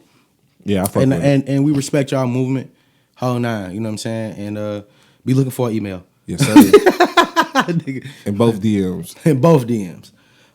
Shit, where we gonna go next? You know what, bro? Let's get this little Boosie shit out the way. So, Big J informed me earlier that, let's stay with the South, that Boosie got caught in Atlanta with some drugs. Yeah, they said... Who is they? Shade Room reported it. Okay. Shade Room and TMZ. Oh, okay. Well, yeah. All right. TMZ, reputable. Not saying Shade Room not reputable, but if TMZ got it, nigga, it's some shit going on. Yeah, they said he got charged with 2 felonies, drug felonies. So, with Boosie record, this is like dire shit. He's on like a second strike nigga, so his third strike can be dire for him. So we don't want to see Boosie locked up. I don't want to see Boosie locked up. He entertains me a lot. What fucks me up is he did the Vlad interview, and I've been watching the clips they've been putting out, and this nigga was smoking the biggest blunt I ever seen in my life. I don't know what the fuck. I said, what the fuck is that? That nigga put. It looked like a cigar, bro, but that shit was, he rolled a backwood, and that bitch was thick than a motherfucker. Like, you could smoke that motherfucker. I was getting high watching this nigga. I'm looking at how his eyes was getting blown and shit. I'm like, yeah, that nigga high as fuck. So is he in jail now? I don't think so. I think he already been bailed out. That's a good sign. Yeah. There are a lot of them to get bailed. I mean, you know, he ain't like no debt. But he a resident of Atlanta. He don't stay in Louisiana or nowhere. Well, he ain't no flight risk or no shit like that. You know, even though he got the means, but he ain't going nowhere. Yeah. You know what I'm saying? And then there's some bullshit probably going on. Yeah, it's probably like some little marijuana shit they caught in his car. Yeah. Hopefully. Let's hope. Let's keep our fingers crossed and keep Boosie up with the ups. Yes, sir. Hopefully this nigga, because the nigga, he's entertaining, bro. Yeah, he's entertaining. And you can see he a solid dude. He is a solid dude. You know what I'm saying? I fuck with Boosie. I got a why we talking about Boosie real quick? I heard him say something interesting in that Vlad interview. I wanted to ask you. He was talking about whooping his kids. And he was saying that ass whoopings worked for us because when we were younger, we were doing shit and we wasn't just getting our, like, ass whoopings only work when you getting your ass whooped for shit you know you wasn't supposed to be doing. Right. Because, like, Vlad tried to combat it with, like, talking about Mob James getting whooped by his dad. Like, his dad used to get drunk and come home and beat him. Mm-hmm. He was like, that's somebody, like, beating a kid. Mm-hmm. I'm talking about whooping their ass. Yeah. So he said, if my kid doing some shit and I'm providing this beautiful life for them as far as giving them everything they want, and they fuck up, yeah, they getting their ass whooped because they have to know that I'm not doing this for no reason. Right. You know what I'm saying? So he got a lot of backlash from the internet just because he whooped his daughter and his sons. So how you feel about that? Before I became a dad, I said I never was gonna whoop my kid. Yeah. With a belt. Mm-hmm. I don't do that belt shit. Yeah. That belt shit is some slavery shit mentality into that. Yeah. With the whip, I don't get all up into that. Yeah. But do I physically discipline my children? Yes, I fucking do. With my hand, with a thump, you know what I'm saying? Even with 2 fingers, I'm good with the 2 fingers. Cold with that shit. That's enough. You feel me? But yeah. I do physically discipline my children. Do you feel like that has residual results that linger on into adulthood as far as like being whooped or being disciplined in that way? For lack of better terms, like a bad kid with whooping, like for me, when I knew I did shit and I got my ass whooped, when I got older, it put a thought in my head whenever I got to doing some shit I knew I wasn't supposed to be doing. Yeah. I'm thinking of consequences at this point. Okay. And I feel like the ass whoopings is what make me think of the consequences. You get what I'm saying? Yeah. If I didn't get ass whoopings and I just got time out, I don't think the consequences would be as important to me. Yeah. As far as like thinking about it right before I do some shit. It'll be an afterthought. Well, understand now that we are 100% different from our kids. Yeah. That we're raising. It's a different life. It's a different society. Yeah, it was a different environment. So a whooping then versus a whooping now might not have the same results. Okay. So that's that results may vary type shit. Mm-hmm. You know what I mean? A whooping, it made us, like you just said, look at those. These are the consequences. Like if I do this shit, it's gonna cause some type of pain. Yeah. You know what I mean? Or some type of discipline that I do not want. Yeah. That's the idea of a whooping. Yeah. Discipline. So, you know, in the new age, like I remember my mom used to say, if I couldn't go outside, nigga, that shit used to kill me. Yeah. But that's because I grew up in a neighborhood where it was a fuck ton of kids. They used to give us the option. You want your ass whipped or you want to go outside? I'll take that ass whipping so I can go outside. Yeah. So, but that was the life. My kids, they go to the park and shit like that, but it's not a shit ton of kids where they trying to go outside and play. So outside wouldn't be something that you can like dangle over them. No, I can't do that. So you have to find other ways. Take the TVs and games. TVs, games, tablets, that type of shit. But so I mean, it could work. I don't know, because a whooping is still feel like, it seems like a whooping is still there. It's the last option. I feel like it's only if you should only be whooping your child if the circumstances, like if it's bad. Yeah. If they fuck up bad. Mm-hmm. You shouldn't be whooping them for little shit. Yeah. Like grades and shit. Cause I don't feel like grades is like, I don't feel like that motivated me to get better grades. No, I definitely didn't. You get what I'm saying? Definitely didn't. I feel like helping me understand better will probably make me go in with a better thought. Yeah. As far as like to think about it. So I don't know if a whooping would help for grades. Parenting is, to me, a subjective art form. Yeah. Because it depends on the kids. It depends on the kids. It depends on how you want to raise your child. Mm-hmm. You feel what I'm saying? You know, everybody has different parenting styles. So to crucify somebody, unless you starving them and boiling water and throwing it on them and shit like that, I can't tell you how to raise your kids. Yeah. Whether you whooping them or not. I'm not gonna tell you you should do this or you should do that. No. Because my kids are still young. Yeah. Let me raise some great adults that's productive out here, and then I'll give you some guidance. Yeah, I see what you're saying. You feel what I'm saying? You know, it's always a motherfucker trying to tell you how to raise your kids, or, you know, people backlash and whooping. Like, nigga, maybe you needed your ass whooped. Yeah. The motherfuckers that saying that you shouldn't whoop your kids, you made a need a whooping a couple times. Because that was Boosie's point. He was like, I was a kid that needed my ass whooped. So you thinking me passing on my DNA to these kids is like they got me inside. I know they fucked. I know they fucked up. I know when they doing shit they know better than. You know what I'm saying? So to whoop they ass is to basically give them what they need as far as knowing the boundaries of the parents. Especially when I'm pretty sure everybody's a talking. I'm gonna tell you this shit. This is how this shit gonna go. This is how I need to go. This is how it's gonna have to happen. That's why I'm whooping your ass, because you didn't hear me. I told you. Yeah. I told you 2 times. Yeah. So whoopings are last results for me. Mm-hmm. I don't whoop my kids just off GP.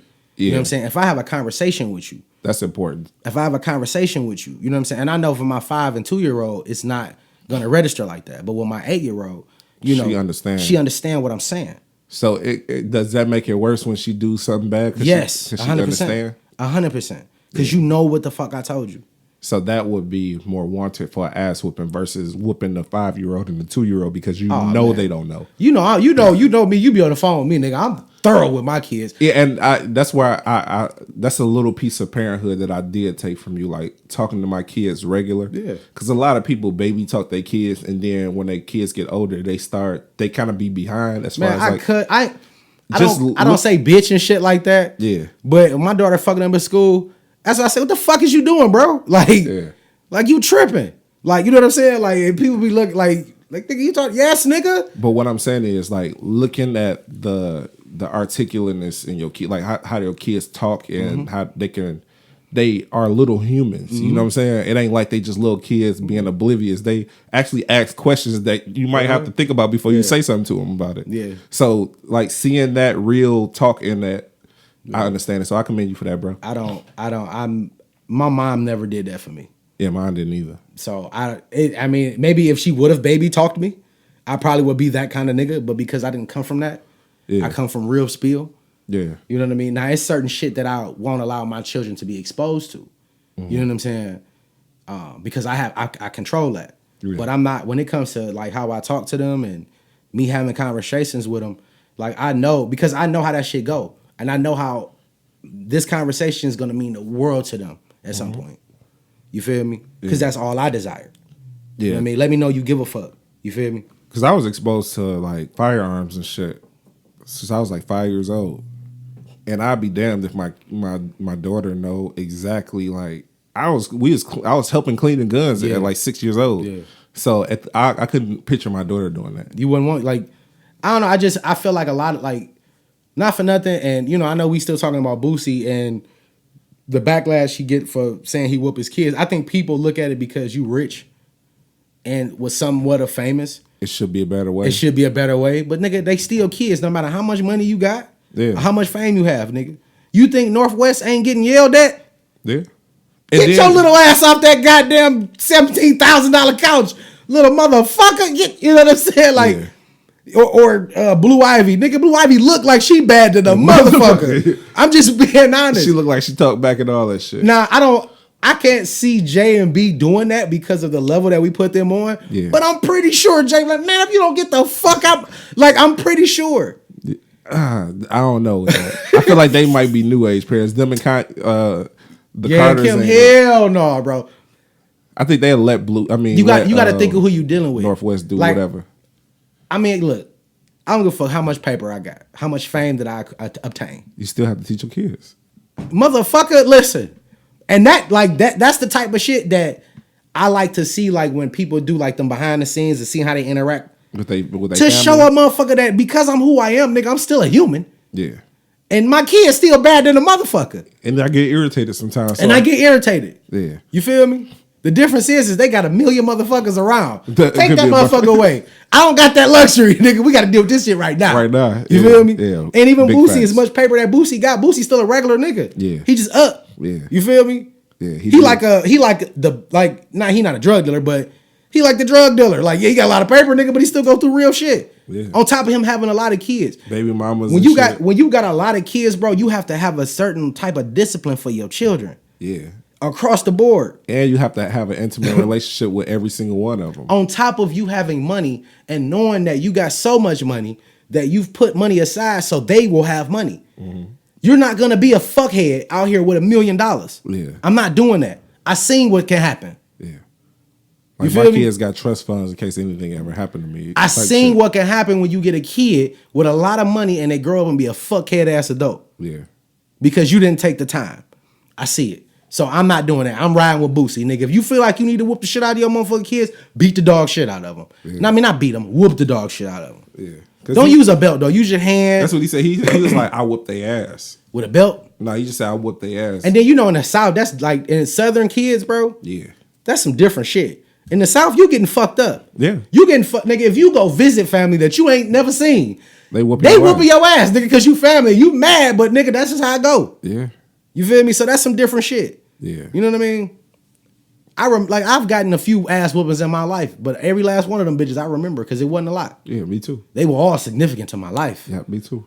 Me too. Most definitely. And it makes me still think about it when I get I don't think about it. I think about it like, nigga, try me if you want to. No, I think about like when I'm doing shit that I know I shouldn't be doing. I think about the instant consequence, like I got bad luck with that shit. Yeah. Like I'm about to get ass whooping. No, I think about theoretically. I think about like my dad. Like if he get upset and try to elevate his voice, I tell him, "Nigga, I'll fuck you up, nigga." See, but that's nigga, bad shit though. Nigga, fix your shit like you want to do something around here, nigga. I knock your ass out. I'm bad with that shit, bro. Like, cause I guess when you get grown, like nigga, don't. I'm not a kid, nigga. I will kick your ass. Yeah, I mean maybe because I love you. My dad don't treat me like that. That's all. Because he know, like nigga, my son would probably beat the shit out of me.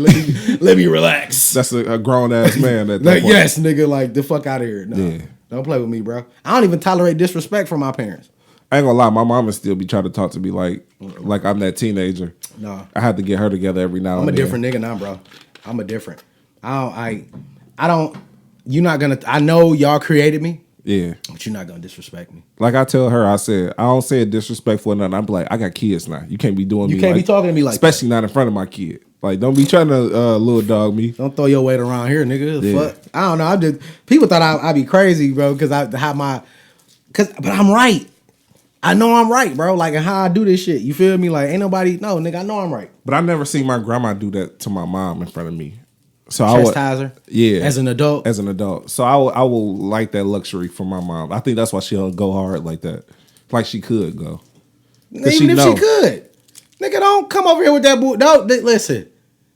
I'm not raising no fuck kid. Like, I expect my kids the same shit. When they grown, I'm going to give them a certain type of respect, especially when you taking care of yourself. Yeah. I got to give you a certain level of respect. That's where the respect do come in at, when you are, like, self-efficient. You doing your own thing, and that's how me and my wife, we raise our kids, though, to be self-sufficient. Yeah. You feel me? At a young age. Like, you don't need me to do nothing. Yeah. Remember, you don't need nobody. Like, I'm assistance of anything. That's a life lesson that we try to instill in our kids. Like, you don't need nobody to do shit for you. Do that shit yourself. You feel me? Yeah. But shouts out to Boosie though, and Boosie, we hope the motherfucking situation get cleared up, bro. Yes, sir. That was a good little conversation. Mm-hmm. Can't believe niggas had the audacity to talk about a nigga about whoopers. Everybody done got their ass whooped. That's what I said. It had to be the new generation and the new outrage age to even feel like that. Yeah. Them new millennials. Yeah. Or whatever the fuck they like to call it. Shit, what we got? Let's talk Marlon Wayans sextuplets. Okay. Marlon Wayans dropped a movie called Sextuplets on Netflix. I see a lot of people on social media talking about it. Did I participate in the visual aspect of this film? No, I did not. And I will elaborate. Jay, did you see the movie? I watched it 3 times now. Is it that good that you had to watch it 3 times? I watched it halfway while I was at work, and I wasn't able to completely watch it like I wanted to. Mm-hmm. So I watched the second half, and then I watched it full through by myself again, and I liked it. And then I watched it with my wife. Okay. So I really like the movie. I feel like the movie kind of like channeled his inner Eddie Murphy, because it kind of gave me that Nutty Professor type of feel. Yeah. It had I feel like the characters was distinctly themselves, and I feel like all the characters didn't make me think of Marlon Wayans when I was watching them. Okay. So it was kind of dope of him to like give each character their own individual stamp. Like the hood girl was like a real like a hood chick. So I feel like it was a really good, dope movie, and it was dope that this was the first time I really seen where instead of having like a Nutty Professor where they'll pan to each person individually, and you can see them, they were interacting with each other. Mm-hmm. So he'll have like 2 people in the scene and they both would be Marlon, but the way they jump back and forth, you can never tell that they had a double in certain places and shit. So I thought it was shot like perfectly as far as like the new age shit too. Okay. So I thought it was a dope movie. It was better than the Naked movie that came out before that Marlon Wayans movie. Okay. Well, somebody has to hate. I'm not a big fan of Marlon Wayans. Yeah, that's why you hating. But go ahead. I'm not hating, but somebody got to hate. Fuck it. Will I watch the movie? Because probably. Yeah. I might watch it. Depending on how my week go. I'm being honest. Marlon Wayans is one of them individuals who I think is talented as fuck. I'll give him that. You feel me? I do not think, because Wayans brothers, it's my shit. Yeah. White chicks, my shit. You know what I'm saying? Pretty much anything Wayans do, nigga, I'm fucking with. Scary movie, fucking Don't Be a Man's Holding. That's my shit. Yeah.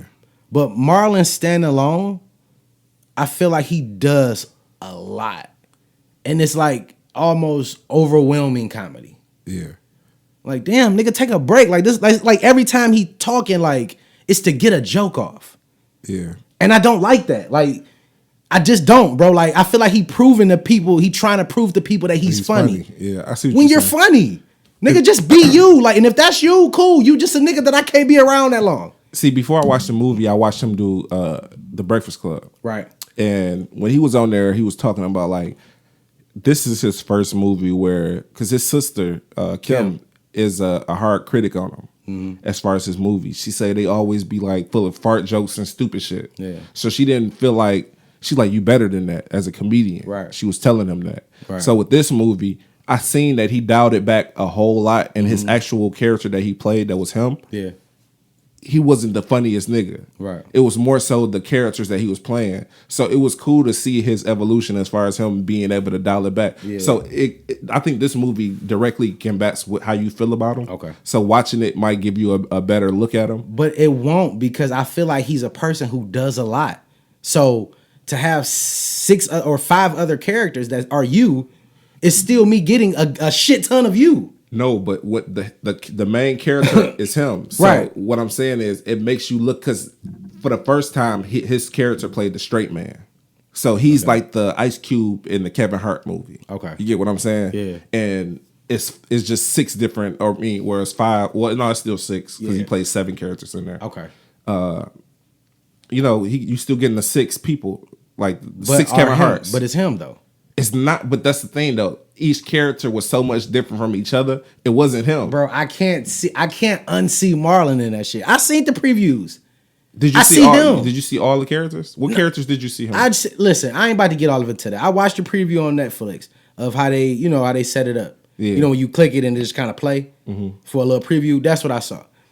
I can't unsee Marlon. Like, at the end of the day, like, Marlon Wayans is a person that I feel like does a lot. You know what I'm saying? When it comes to just him getting a joke off.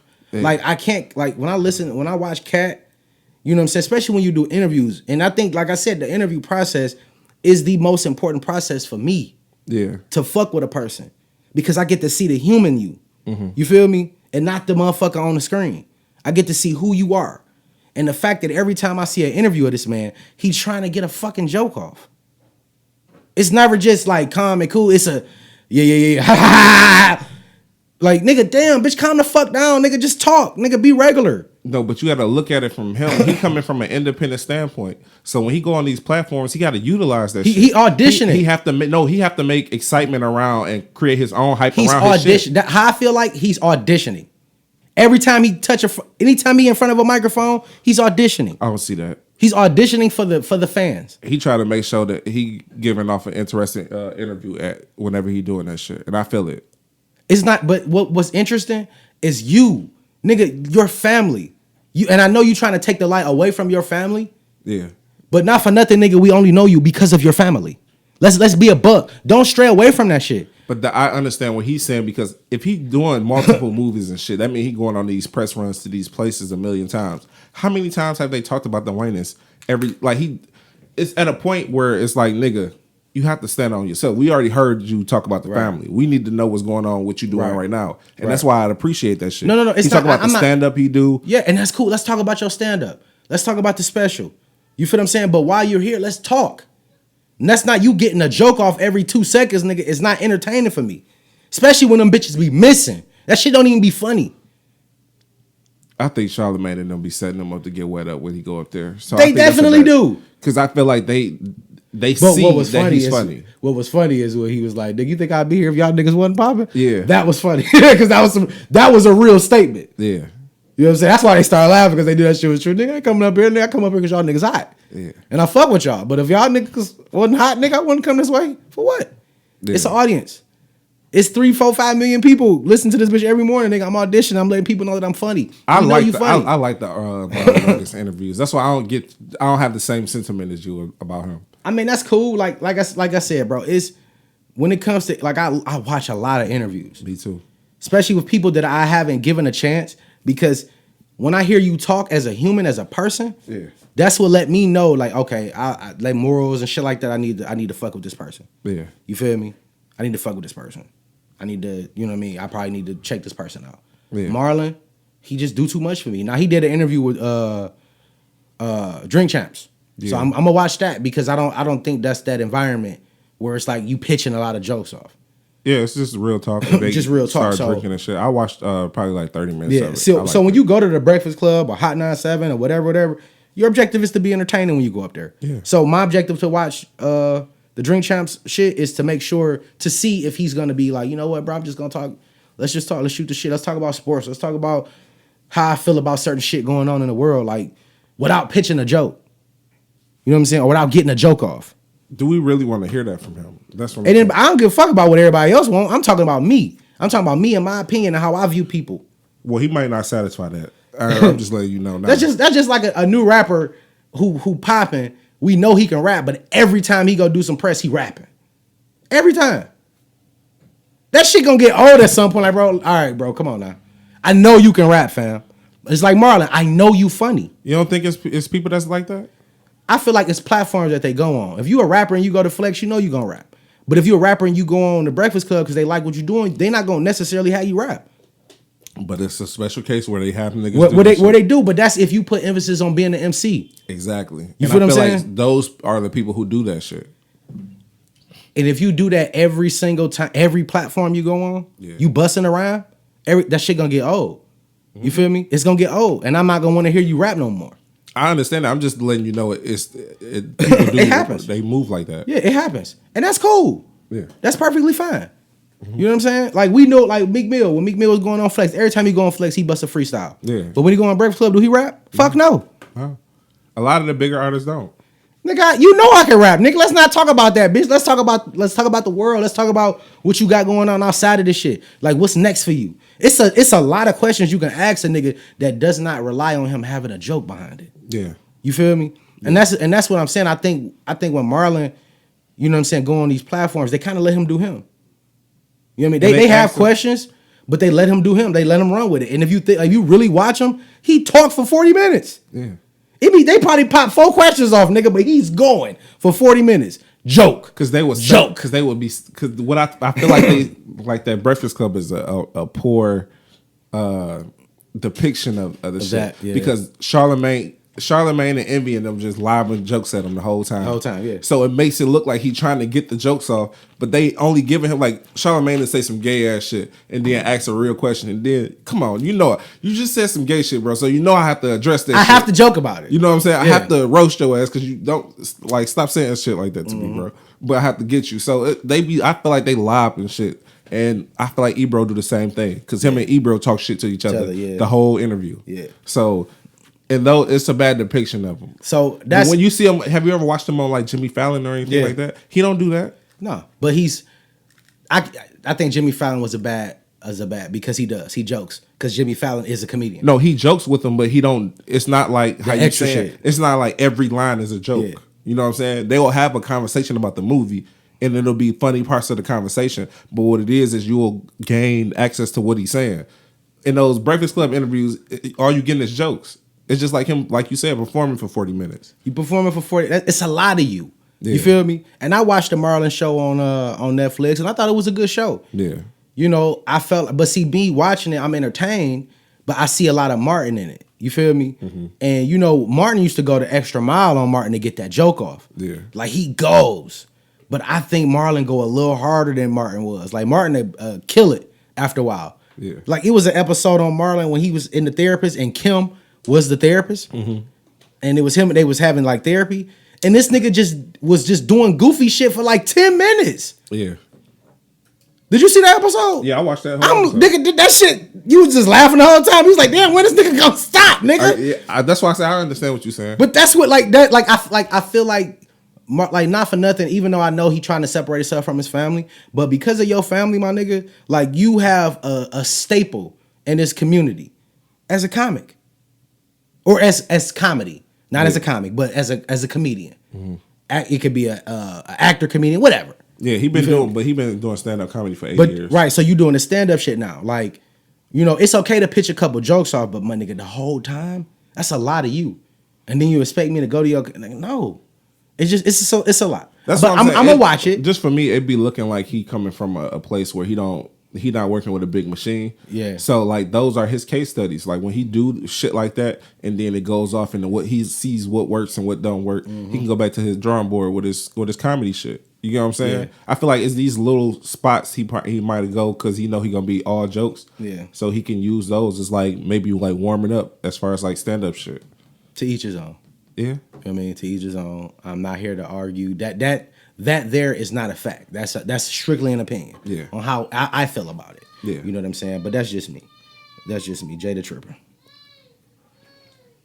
Where you want to go next, bro? We might as well go to the Joe and the Nicki Minaj. All right. Get to the meat and potatoes. The meat and potatoes. Now, my only real so Nicki Minaj, like we said earlier in the show, Nicki Minaj had the Queen Radio, had the Joe Budden podcast up there. Yep. She went the fuck off on Joe Budden, made the nigga walk out, go smoke a cigarette, then came back in, made the nigga walk out again and cut his mic. Yeah, that's what the fuck that part was. And that's what said the shit pissed me off because she more so was like, all right, we've had this conversation before outside of the show. Outside of the cameras, but now I'm cussing you out for what? What is you cussing a nigga out for? Nothing. I was pissed about that shit. We had a conversation about that shit. Yeah. You know what I'm saying? About her being an entity. Yeah. Like, and he was talking to an entity. You know what I mean? Not Nicki Minaj. Yeah. Well, he was talking to Nicki Minaj, the idea of Nicki Minaj. He wasn't talking to Onika. He wasn't talking to Onika. This is why, like, you got to be careful and mindful of people that refers to themselves in the third person. Yeah. But the person that they're referring to is the person you're not talking to. Yeah. She kept saying, like, because nobody Onika, whatever Mirage, but you're Nicki Minaj. So I'm not talking to Onika, I'm talking to Nicki. Yeah. I'm talking to an entity. Yeah. You know what I'm saying? Yeah. Like, that's some dangerous shit. Even as big as Jay is, I still feel like Jay a humble nigga. And I never met dog. Yeah. But I feel like when you having a conversation with Jay, you still having he don't be like, I'm Jay-Z, basically. No, you having a conversation with Sean. Yeah. Period. You feel me? Now, you probably never disrespect and call him Sean. But he probably wouldn't be like, nigga, you call me Sean? I couldn't even imagine him wanting you to call him Jay-Z. Or Hove. Like, he got a lot of names that he go by. Hove. Like, I feel like he probably or just Jay. Say that. Or Jay, yeah. You know what I'm saying? I don't know. He probably would be like, nigga, don't call me Sean, bitch. Like, that should have break my heart if I can't call that nigga Sean. Because Sean, nigga, that's like, we on terms, nigga. You my guy. Yeah. Sean, hey, Sean. Same thing with Diddy. I think I couldn't get around calling him Puff. I got to call him Puff. He don't even want to be called Puff, and everybody call him Puff. No, I'm calling him. That's Puff Daddy, nigga. I'm not calling you Daddy. I might call him Diddy. But I don't know. But like I was saying, so we was talking about the Nicki Minaj, Joe Budden incident. She went off on a nigga about some shit that they already discussed. Yeah. About him saying or lying on her. Now let's break this shit down. So she played a clip that was on Everyday Struggle about her knowing or not knowing about the motorsport record with Cardi B being on it. Yep. The clip that she played, she ended the clip before she could Joe can actually explain what he was saying, which he did on that episode. Yeah. Because at that time, me and Jay were watching Everyday Struggle. Yeah. So we know what he said. So I was like, if she cut that shit off, and no. That was it. I feel like she was reaching. Yeah, she definitely was. And that's why I put her in Things People Do for Views. Because, I mean, while your argument does have legitimacy, when somebody's legitimately lying on you, yeah, you feel what I'm saying, to gain something from that, to get rid of you. And at that point, you probably thought everybody was out against you. But like any other sport, hip hop is no different. And they commentate. Yeah. There are commentators and there's media and there's press for hip hop. Like any other fucking sport. Yeah. And most athletes don't like what the press says. It's opinions. It's no facts behind it. We just giving you a synopsis on what we think might have happened. Yeah. And we do it in a entertaining type of form. Or entertaining type of way. You know what I'm saying? Yeah. I get that at that point, Joe Budden was reaching 300 or 1 million people a week. And you telling people your views. You know what I'm saying? But I think she put more credit on his platform than it actually, that she thought. You know what I mean? She think that because you have a big platform, when you tell people some shit, they running with it. No. You know what I'm saying? Like, that don't always happen. Niggas just listen to see what you feel about it. In her case, how I look at it is, I feel like Joe wasn't lying, but him grasping at straws kind of hit towards her truth. Right. Because maybe she did know about the song and that Cardi was going to be on the song. But when Joe asked her, did she change her verse? She ignored that question completely. 100%. So, which lets you know there is something there with that. Yeah. So, obviously, it's more to the story than what she was letting on, you know, like, or want to let on. So, he was hinting towards some truths. So, that's why I feel like she got so defensive in that whole thing, because she's like, yeah, he lying. But no, he's assuming or guesstimating towards some shit. And he might have just hit towards something. Right. So I feel like with her being dramatic and all that shit, that's her persona. You know what I'm saying? So she had to play it up for her people that's on live and people who fans of her as far as Queen Radio. So I understand the play and what she was doing. She was being her personality, which is Nicki Minaj. Right. That's all she was doing. That's why I feel like Joe took it in a good way, because he peeped that shit right off bat. Off bail, yeah. You know what I'm saying? He's like, okay, I'm going to let her get her shit off. Yeah, but he didn't, because he left. I'm going to let her get her shit off for about 2 minutes, and then I'm out of this motherfucker. Once you cut my mic, that's a whole different reason to leave. Yeah, but it, like, so I'm looking at it like, from me being in media and me being in press. Yeah. And I put myself in that situation. I'm leaving. Oh yeah, I'm definitely 100%. Once my mic got cut, ain't no reason for me to nigga, be there after no the first, I feel like you trying to go the fuck off. Yeah. You know what I'm saying? At that point, and what we discussed earlier, you know, by Joe having this reputation of being a womanizer and doing all this other shit, he had no choice. Yeah, he couldn't argue back. He would have looked bad. If he argued back, he looked like exactly what she's saying, a womanizer, you like to downplay women and shit like that. Yeah. And you taking it, nigga, you just got to eat a dick. Yeah. I'm not eating a dick, bro. Like, no, I'm out, bro. I'm gone. Yeah. I'm leaving. You feel what I'm saying? Yeah. And by her doing their show that same day, you know what I'm saying, hours later. Yeah. You know, it was amazing to me of how she can go from that temperament to doing their show. Yes, and then she even on the show she directed that same energy to Rory. Yeah. Brooms in the ass and shit like that. Yeah. Like I don't even nigga Rory was pissed, bro. I could tell he was. You feel me? That's what exactly she was doing exactly what he was saying. And then as far as like you supposed to be bigger than this. You shouldn't let shit get to you like that. So you letting Joe Budden, which you know you got more than and a better footing in music than he do. Mm-hmm. Why is he affecting you so much? Right. You get what I'm saying? Yeah. Like it shouldn't. He was basically bigging her up like you bigger than that shit. I think it's bigger than a response period. I think before the competition level grew. Yeah. Like when it was just her reigning, I don't think it would have been that big of a deal because elephants don't swat at flies. Yeah. That's a real statement. That's a real thing. Yeah. But now, because the competition is stiff and it's steep, yeah, you still, you know, not for nothing, the biggest. But no. You have the longevity. She have the biggest accolades out of all of them. You got the biggest accolades out of all of them currently. Yeah. You feel me? But you got another artist that's on your heels. You feel me?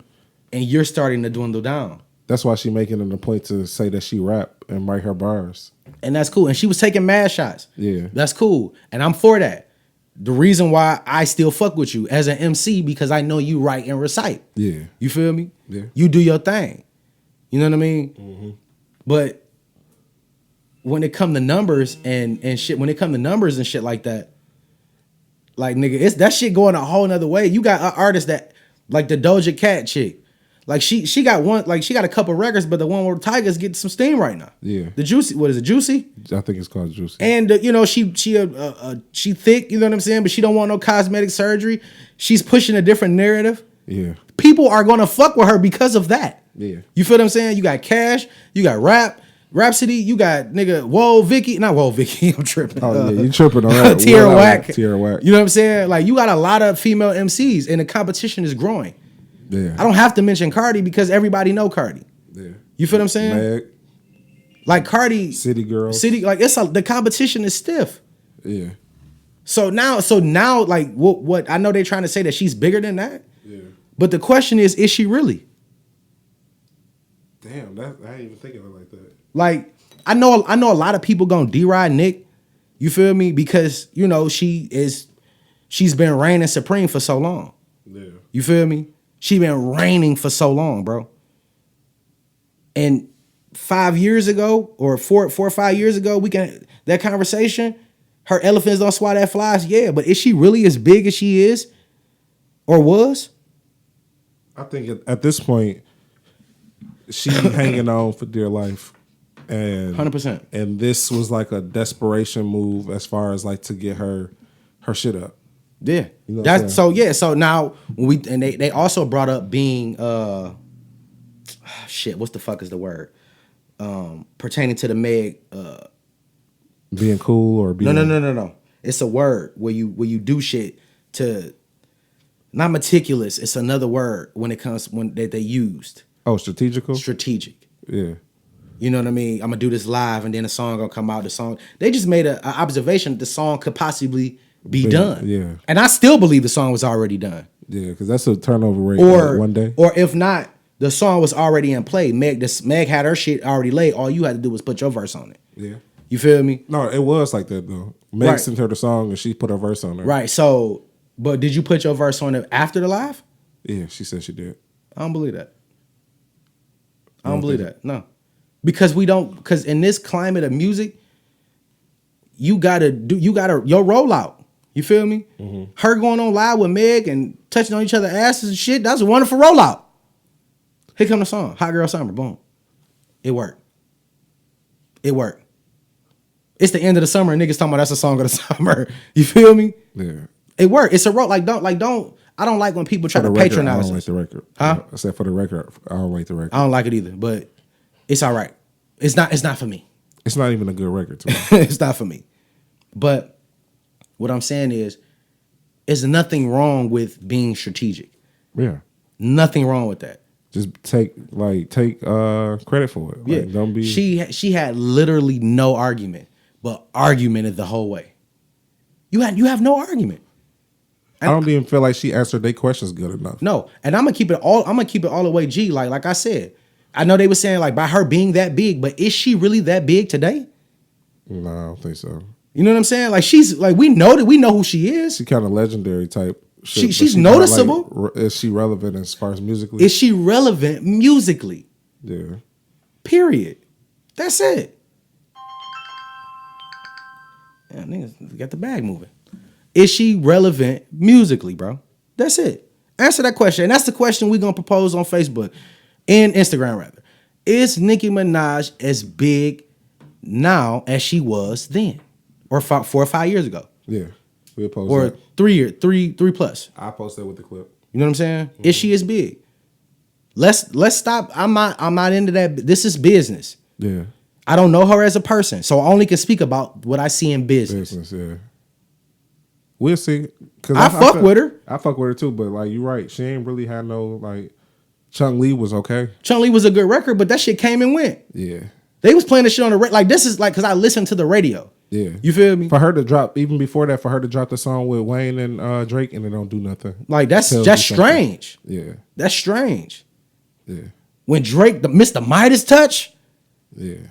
You know what I'm saying? That was the last song I heard them on together. Come on now.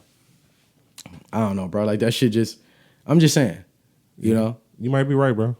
I'm not. But my objective is not to be right. My objective is to get people to understand that.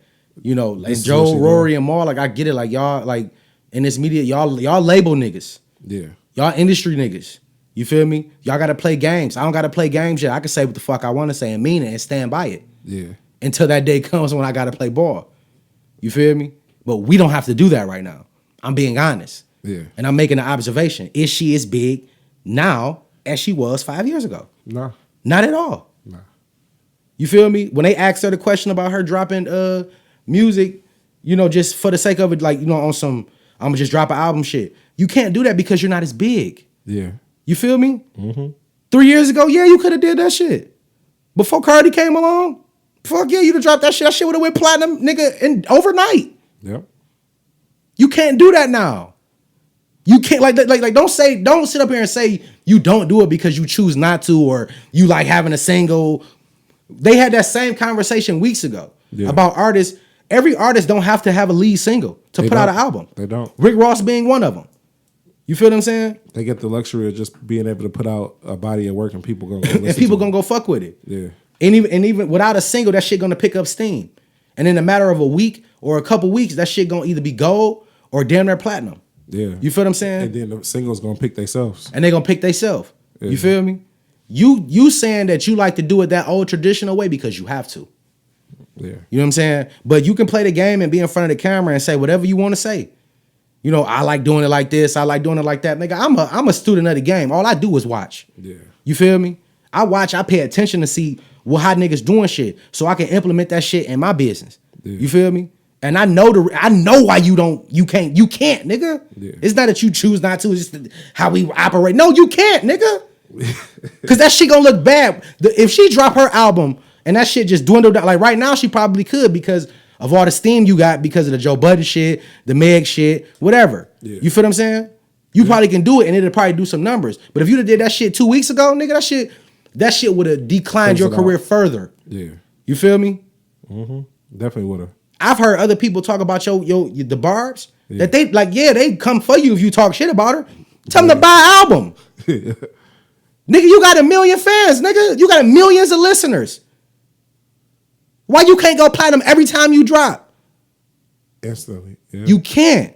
Yeah, she don't get that luxury. You ain't there. And unfortunately, you know, she came up in a time where she was the only one. Yeah, out of like the only new one. The only new, like but just like women rap, like she was the only one that was even worth talking about. Her and Trina, I ain't gonna discount Trina like that. I gotta discount Trina because nigga, whoop pull up, nigga. Trina hits you here and there. Yeah, she gets you here and there. Trina reminds me of Tyga. She'll come up with a. She gonna give you a song for the summer, or something like that. Nicki was consistent. Her features, everything. Yeah. You feel me? She was everywhere. Yeah. But now when you gotta when there's more people in the now it's working like how the niggas gotta work. Yeah. You feel me? Yeah. Niggas gotta work hard for their spot. Nigga, you got your spot, nigga, purely because you was solo.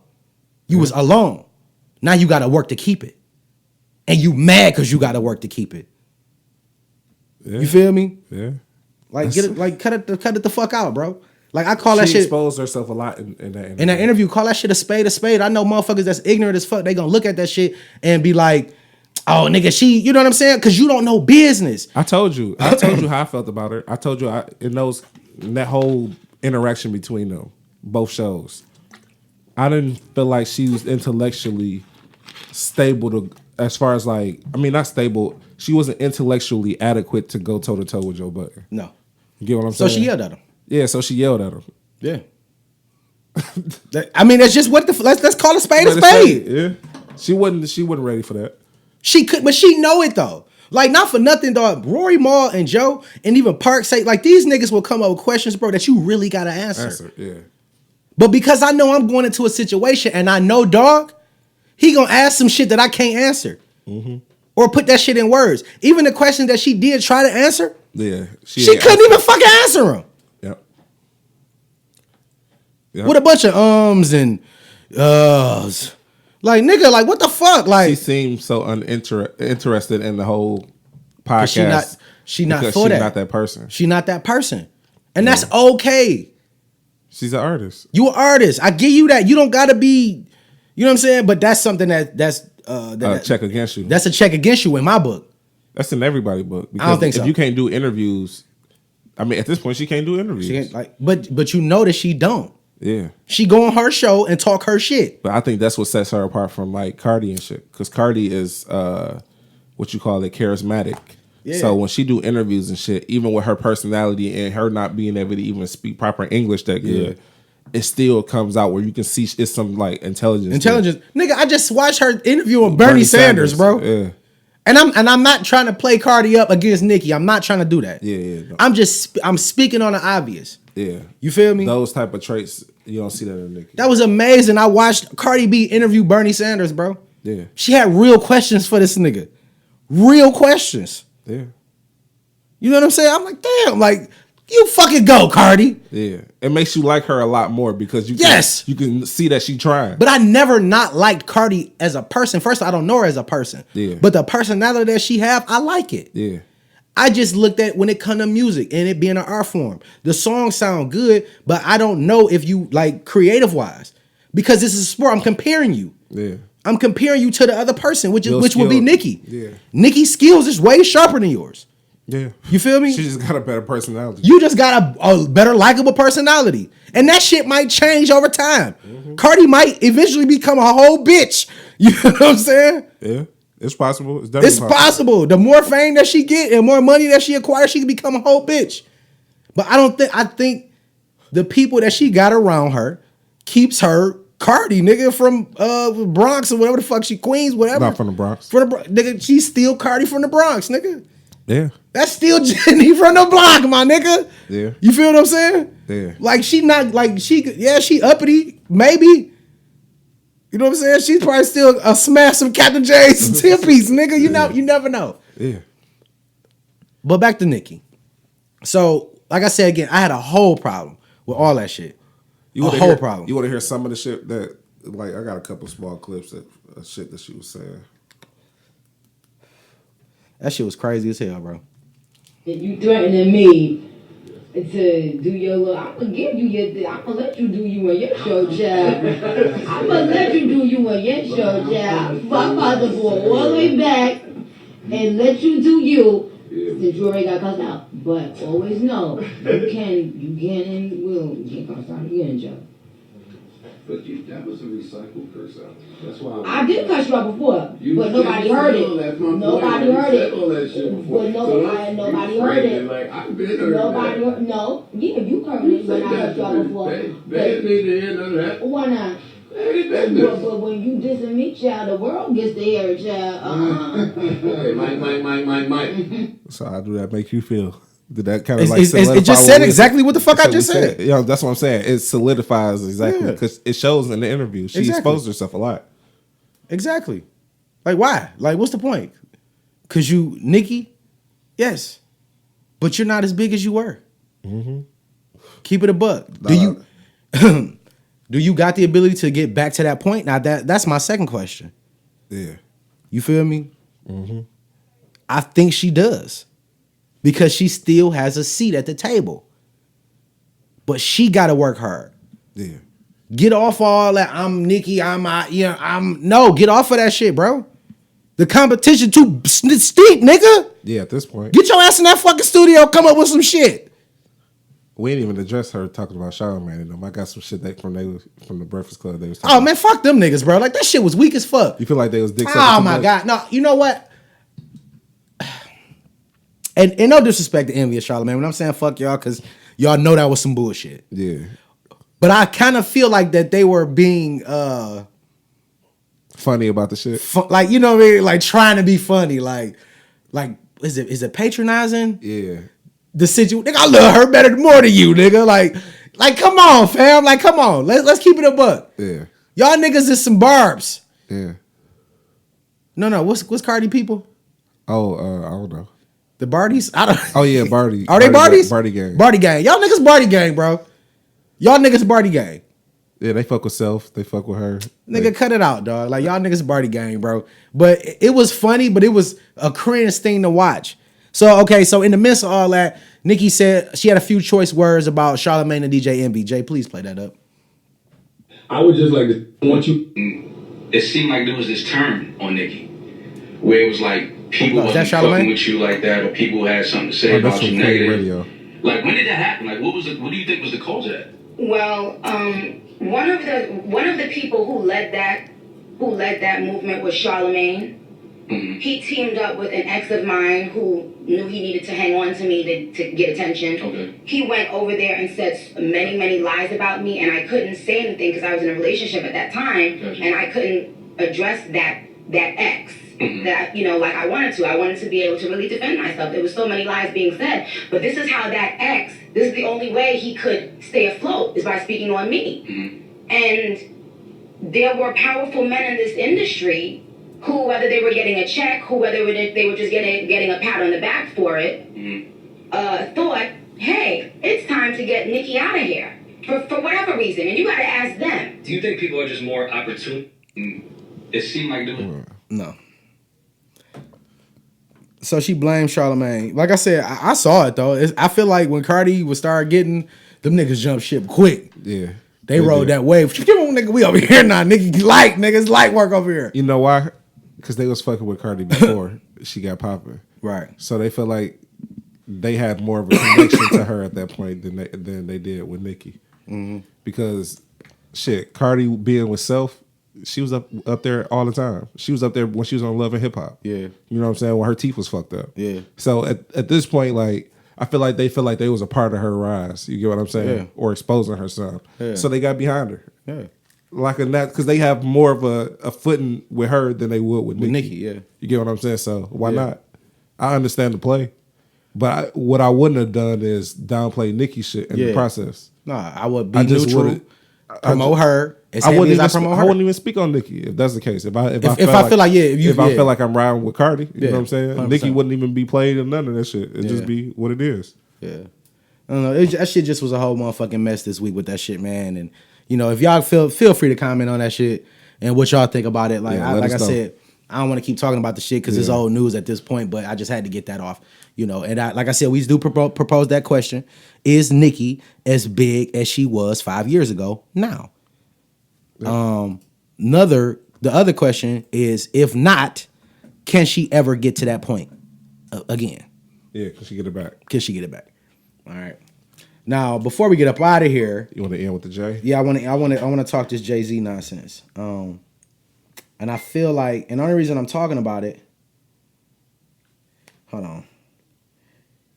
So you referred to Jay-Z signing a deal with the NFL and basically becoming partners with them on different ventures. I thought it was potentially be. I thought it was more so him being able to select artists for major NFL performances and but we see it's multi verse as far as like what he gonna be doing because they was talking about him eventually on the team and it's more possibilities just working on the music. Okay, so I have a few bullet points I want you to tackle with me. The fact that this does not include Colin Kaepernick raised the flag with me. Yeah. It did with everybody. I think that was part of the outrage. Jay, did Jay say that he talked to Cap about it? Because that was my first thing. Like I wonder, like Jay is the kind of nigga that that look like some sucker shit. So I'm pretty sure he had a conversation with Cap. Yeah, what the murky part was, it was about this direct deal. I don't think the conversation was about that. Yeah. I think the conversation was geared towards like what he want, as far as like what he want the result to be at this point now, moving on. Yeah. So I don't think him and Jay actually talked about him signing this deal with the NFL. So I feel like that's what Colin's girlfriend or fiance and his manager was saying. Like he didn't have a conversation about this deal with Colin. And the way Jay-Z said it, he said he had a conversation with Colin. He didn't specify about what. But it was kind of vague, so they were saying that's kind of sneaky to even throw that in there. It does feel sneaky to me, but again, I'm also a person, I don't gotta tell you how I'm moving. Yeah. Do you think he's earned enough equity in the community to like let this play out before we automatically jump on him? Jay? Yeah. That's a tough question. I'm gonna say no. I'm gonna say no because he did a press conference about it for a reason. You feel Even me? with the prison reform shit he been working on with Meek. Yeah. It's like I said, it is murky. It's definitely muddy waters. Mm-hmm. You have to, because when you decide that you're going to stand on a certain side, you need to stand on that side. Yeah. All the way through. Yeah. All the way through. So you feel like Colin should have been a part of this deal? Colin should have been a part of this deal, and we wouldn't have looked at it no other way. You feel me? Yeah. Because your definition, and shouts out to Charlamagne for asking that question. Your reasoning behind that was, and I totally agree with you. Yeah. After the protest, what's next? This is what's next. Mm-hmm. You feel me? I equated that to what Dapper Dan being that Gucci. Yeah, I've seen a lot. You feel what I'm saying? That use that comparison. Yeah, Dapper Dan being that Gucci. I'm gonna make some paper, but our people need to be have a seat at the table. Have a seat at the table and be represented. Yeah, you feel what I'm saying? That way, because everybody gonna have like it's shit that we do that might be like, nah, that's tasteless. Yeah, you feel me? That's tasteless. But if we don't have the right people around us to let us know, then we have a chance of this shit happening again. Yeah, you feel me? We have having that seat at a table gives that voice when some shit come across the table that's racially insensitive. Exactly. You know what I'm saying? So we got our black people here to let us know when this is not okay. Yeah. Shouts out to Cat Williams for letting us know that black people need their white friends and white friends need their black friends. Yeah. You feel me? To let us know when shit not all right. So that's that idea. And back to what I was saying about, what's next as far as after the protest. Yeah. As a people, we never have a part two.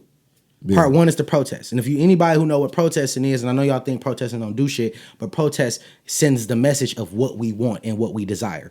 That's what protesting does. And the longevity in it solidifies that point is important. Is important. How long we protest, but what we're protesting for lets whomever we're protesting against know why we are out here. And we serious. So now what's next? Having a seat at the table can be possibly what's next. Yeah. If anything, to make sure that shit doesn't happen again. Yeah. You know what I'm saying? Now as far as Colin, like, do I feel like Colin needs to play in the NFL again? No.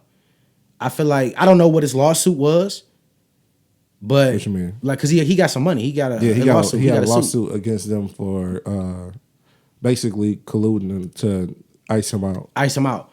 And I don't, like I said, we never know what the numbers is, but I'm sure it's a comfortable number. I'm sure it's a number that he would not have obtained playing football. Yeah.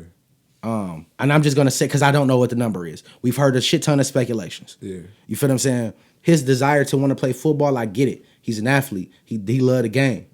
You know what I mean? But I would rather have to have a seat at the table than be another athlete again. Another thing too we don't know is it could be a part of the clause of him even getting that money. Even getting that money, which we don't know. To not even play in the NFL again. Exactly. So you know what I'm saying? That could be the reason why he don't have a job right now. Because everybody just speculate. But he can't say nothing about it because he signed an NDA. So at this point, exactly, it's just everybody out here speculating. But I'm pretty sure, and just like anybody, no, like if you at a company and you work for that company and you decide to sue that company, you no longer have a job. Yeah.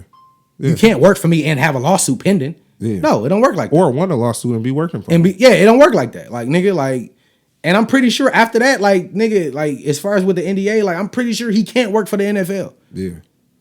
And if that's the case, he can't work with if that's in there, he can't work with the NFL, then Jay had no business talking to him or including him in that deal. Yeah. You feel what I'm saying? I think people have an ideology or something and they just, like I said, they run with it in certain instances, the ignorant people, but we are niggas who are going to dissect the shit and try to figure it out. Yeah, because it got to be a reason to the madness for the most part. Yeah. So for the critic hate, pretty much y'all niggas can eat a dick. Yeah. You know what I'm saying? Did I feel like Jay, like, when I first heard of the deal, I also thought too, I said, oh, this nigga gonna buy a team in a minute. Yeah. Because I know, did he try to buy a team? Yeah, he tried to put a group together. Together. I think by Jay being on the inside, that's more likely to happen. It's more likely to happen. Yeah. And them two niggas together, they can get a team together. Yeah, for sure. Most definitely. Also, Jay having was it Rock Nation Sports? Mm-hmm. You know what I'm saying? It's more, and I think that was a big factor as far as the NFL even approaching him. Yeah. You know what I'm saying? They see that his imprint is growing at a rapid pace, and that he gonna be 50% of they rosters is gonna be Rock Nation Sports athletes. Yep. So why not have an in with them? So like as far as like if you need to work out anything as far as with the players and the relationship period, you have an in because you have somebody you can talk to. Right. 100%. Now, the one thing that bothered me the most. Yeah. Was, and I heard that Jermaine Dupri had the same deal not even a year ago. Uh-huh. And Jay told him not to take the deal. Okay. And Jay ended up getting the deal. So this is not per Jermaine Dupri. I didn't see him chime in on it, but it's per Brian Michael Cox. And if you don't know who Brian Michael Cox is, B. Cox is a Grammy award-winning singer, songwriter, and producer. Yep. A lot of the songs that you like to fuck to, he penned it. Yep. I'm just gonna be honest. Yeah, real big facts. I'm trying to find where the fuck did I I got Meg Thee Stallion. Google on my shit. Fuck it. He was on some podcast. And he talked about it. And I just, not for nothing, I thought that shit was fucked up, if that's true. Yeah. But B. Cox, I don't know B. Cox. I just, know his work. Yeah. And he doesn't seem like a lying ass nigga. Okay, can we be subjective about that, though? Yes. Just playing devil's advocate. Okay. And having a little foresight. Okay. Do you think that Jay did that because Jermaine Dupri would be the wrong person to approach that position? I don't feel like it'll be as big of an impact if Jay did it versus Jermaine Dupri doing it. Jermaine Dupri definitely would have did it strictly for money and music. Yeah. Not to change. Not for social change. Yeah. That's why I said it was kind of like a bigger play for it. Right. I would want it. But that's some sucker shit if a nigga tell you like you ain't the nigga for this. Like you ain't though. I'm just saying though, like case a lot of the time. Yes, though. but Niggas get themselves in position to say sometimes. that though to a nigga, bro. Like, you know what, bro? This shit ain't for you. But that's why he probably didn't say it. He probably just told him, don't take the job because it's not for you. Let me take the deal.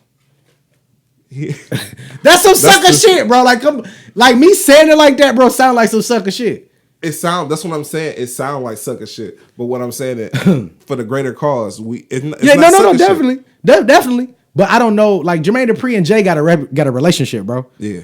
And Ferrari and Jaguar switching 4 lanes, nigga. Yeah. That way. Yeah. You feel me? So for my man to tell me not to take the deal, depending on what he told me or why he told me not to take the deal. Yeah. And that's probably why you didn't hear anything from Jermaine Dupri. You know why he probably was going to take the deal? He probably told him not to take the deal because he felt like they were doing that directly because Jay was telling Travis Scott to back out. Yeah. He was just, in the moment, he was telling everybody not to fuck with them. Right. And now the situation is different. So. But I would have brought my dog back in. Yeah. You feel me? Like, come on, we're going to do this shit together. I mean, we don't know what it might end up. I don't know. I want to see it. But if that's the case, yeah, I get it. But that's still fucked up. Because we still don't know. He might end up reaching back and bringing Colin in eventually too. So that's why I said, if he can. That's why I said give him time to let the situation play out to judge him. Like we doing this shit right now with Trump. Right. You know what I'm saying? He's showing improving what we thought in the beginning. Right. You get what I'm saying? Just let Jay do the same thing. Let him show improve if we right or not. I got you. I don't know. That shit still. I don't know, bro. That's some sucky shit. Yeah, I would like to hear more about that story. If you tell me, if I tell you like, bro, don't take this deal, because like I know why you taking the deal, and right now, nigga, we got to set a precedence. You feel me? So we gonna hold out and see what's what. You feel me? Let's wait because it's kind of murky right now, so don't do it. And then I just take the deal. I don't call you, but I don't know if he didn't call. That's what I'm saying. We only speculating. I don't know. I'm just saying. I'm trying to like different ways. Yeah. If I would have called you and told you, would you feel differently? Like, hey, bro, they got the deal back. This how we gonna play it, you know. So I'm gonna take this deal. You know what I'm saying? Because I'm gonna open up with this social injustice. I'm gonna be on board of everything. Better for the culture. Me being Jermaine Dupri, I would be mad. Right. Yeah. It's some sucker shit either way it go. Unless he brings Jermaine in the fold. But I'm just looking at it. I'm looking at it from a general standpoint of everybody else other than Jermaine Dupri. Okay, it's benefiting everybody else. So some people say you have to sacrifice one person for $1 million. For $1 million, yeah. You get what I'm saying? So that might have been the sacrifice at that point. Yeah, sacrificing that we know that this nigga is not adequate enough to fight for our rights and shit. Right, and that the position should be held by a person who got this certain focus. Yeah. And Jay-Z is that person at the time. Yeah. You know what I'm saying? So it's just like it's sacrificing one for the masses. Yeah. I don't know. That shit that's murky as fuck. It is. It definitely is. But I give Jay enough credit to let it play out first before I just judge him on what he is. Because it sounds bad when you listen to it in the context of like little clips and shit. Yeah. But when you look at the full like spectrum of what he was saying, you understand what he was trying to get towards. Yeah. Even with the at this point, we all know what kneeling is about. Right. You get what I'm saying? So even with that soundbite, it sounds bad, but when you hear the context of everything, you understand what he was saying. Well, it was crazy, like, because I hadn't really had an opinion about it. Mm-hmm. I went to the barber shop. My barber a Muslim, so we have different conversations. Yeah. And this is how I know, like, niggas had a whole problem with it. Because he was like, I'm in the chair, he's like, man, what you think about that Jay-Z NFL shit, man? So immediately, right then, I knew that you feel a way about it. You feel me? Just how you layered that question. Mm-hmm. You know what I'm saying? Like, or either you didn't feel a way or you don't know how to feel. Yeah. You feel me? And my answer to him was something like I say, I always say, bro, it ain't no heart and wealth. Yeah. You feel me? You know, if I'm going to make it to a Billy, I can't take the same route. I'm quoting Jay, by the way, if y'all don't know. Yeah. But you're going to do a lot of questionable shit on this rise. Yeah. You know what I mean? You're going to invest in some shit that is not necessarily beneficial to people that look like you. Yeah. But it makes you money. You feel me? It gets you to a point. It gets you to another place. There's no heart and wealth, bro. Yeah. You can't expect to affect change being broke. It don't work like that. Yeah. And I know that's like people like, yeah. But it's just the way it is. It's the day we live in. You can't expect to make change for real being broke. It costs. The revolution costs. That's why campaigns cost. It costs. Yeah. The revolution costs, my nigga. You feel me? It's a shame that Malcolm X died broke. It's a shame that Martin Luther King died broke. Yeah. You feel me? They affected some sort of change, but not enough. They weren't even here to see it. You get what I'm saying? Yeah. The revolution costs money. It's no heart and wealth. It's the same concept as a drug dealer selling dope, beating the shit out of the community, and then building it back up. Yeah. Same concept. You know, and to quote Jay again, nigga, I got rich and gave back. That's the win-win. Yeah. You feel me? The nigga been giving y'all this shit in all his music of how he gonna play this shit out. And niggas don't pay attention. They just listen to the beat. He been telling you. I've been giving you this game for $9.99. I've been giving you this $1 million game for $9.99. You feel me? So I just feel like, you know, it's a lot of ignorant people in this world, bro. Yeah. And it's not to say that y'all stupid or y'all retarded or anything like that.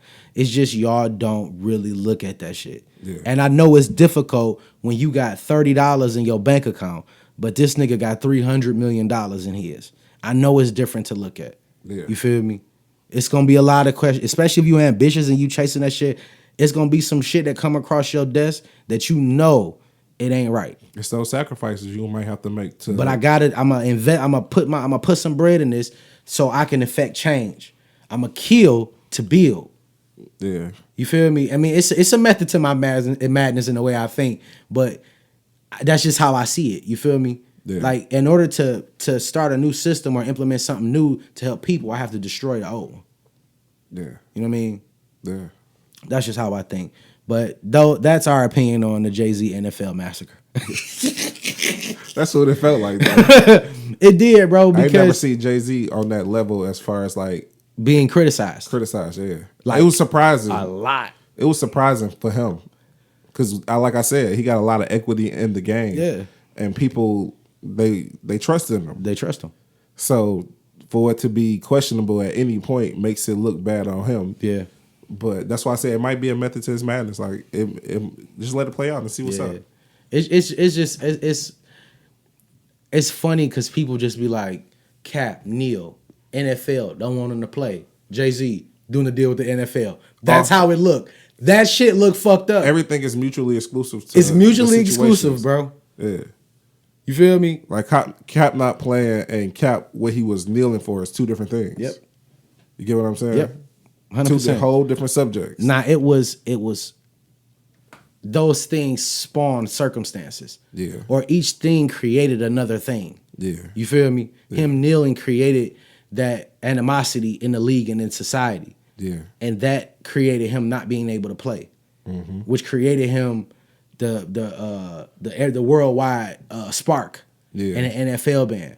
You feel him me? Standing up could have stopped everything and everything could have went back normal, Yep. but it wouldn't have stopped the fact where he was kneeling for Exactly. that people still getting killed. People still getting killed. It didn't stop. You get what I'm You saying? feel me? Yeah. Now it stopped his suiting up on Sundays. Yeah. But he still got a check.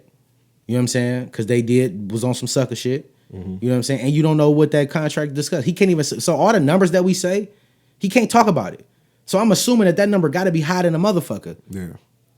I heard, like I said, 60 million. He wouldn't have never got that much money in the league. Nah. Never.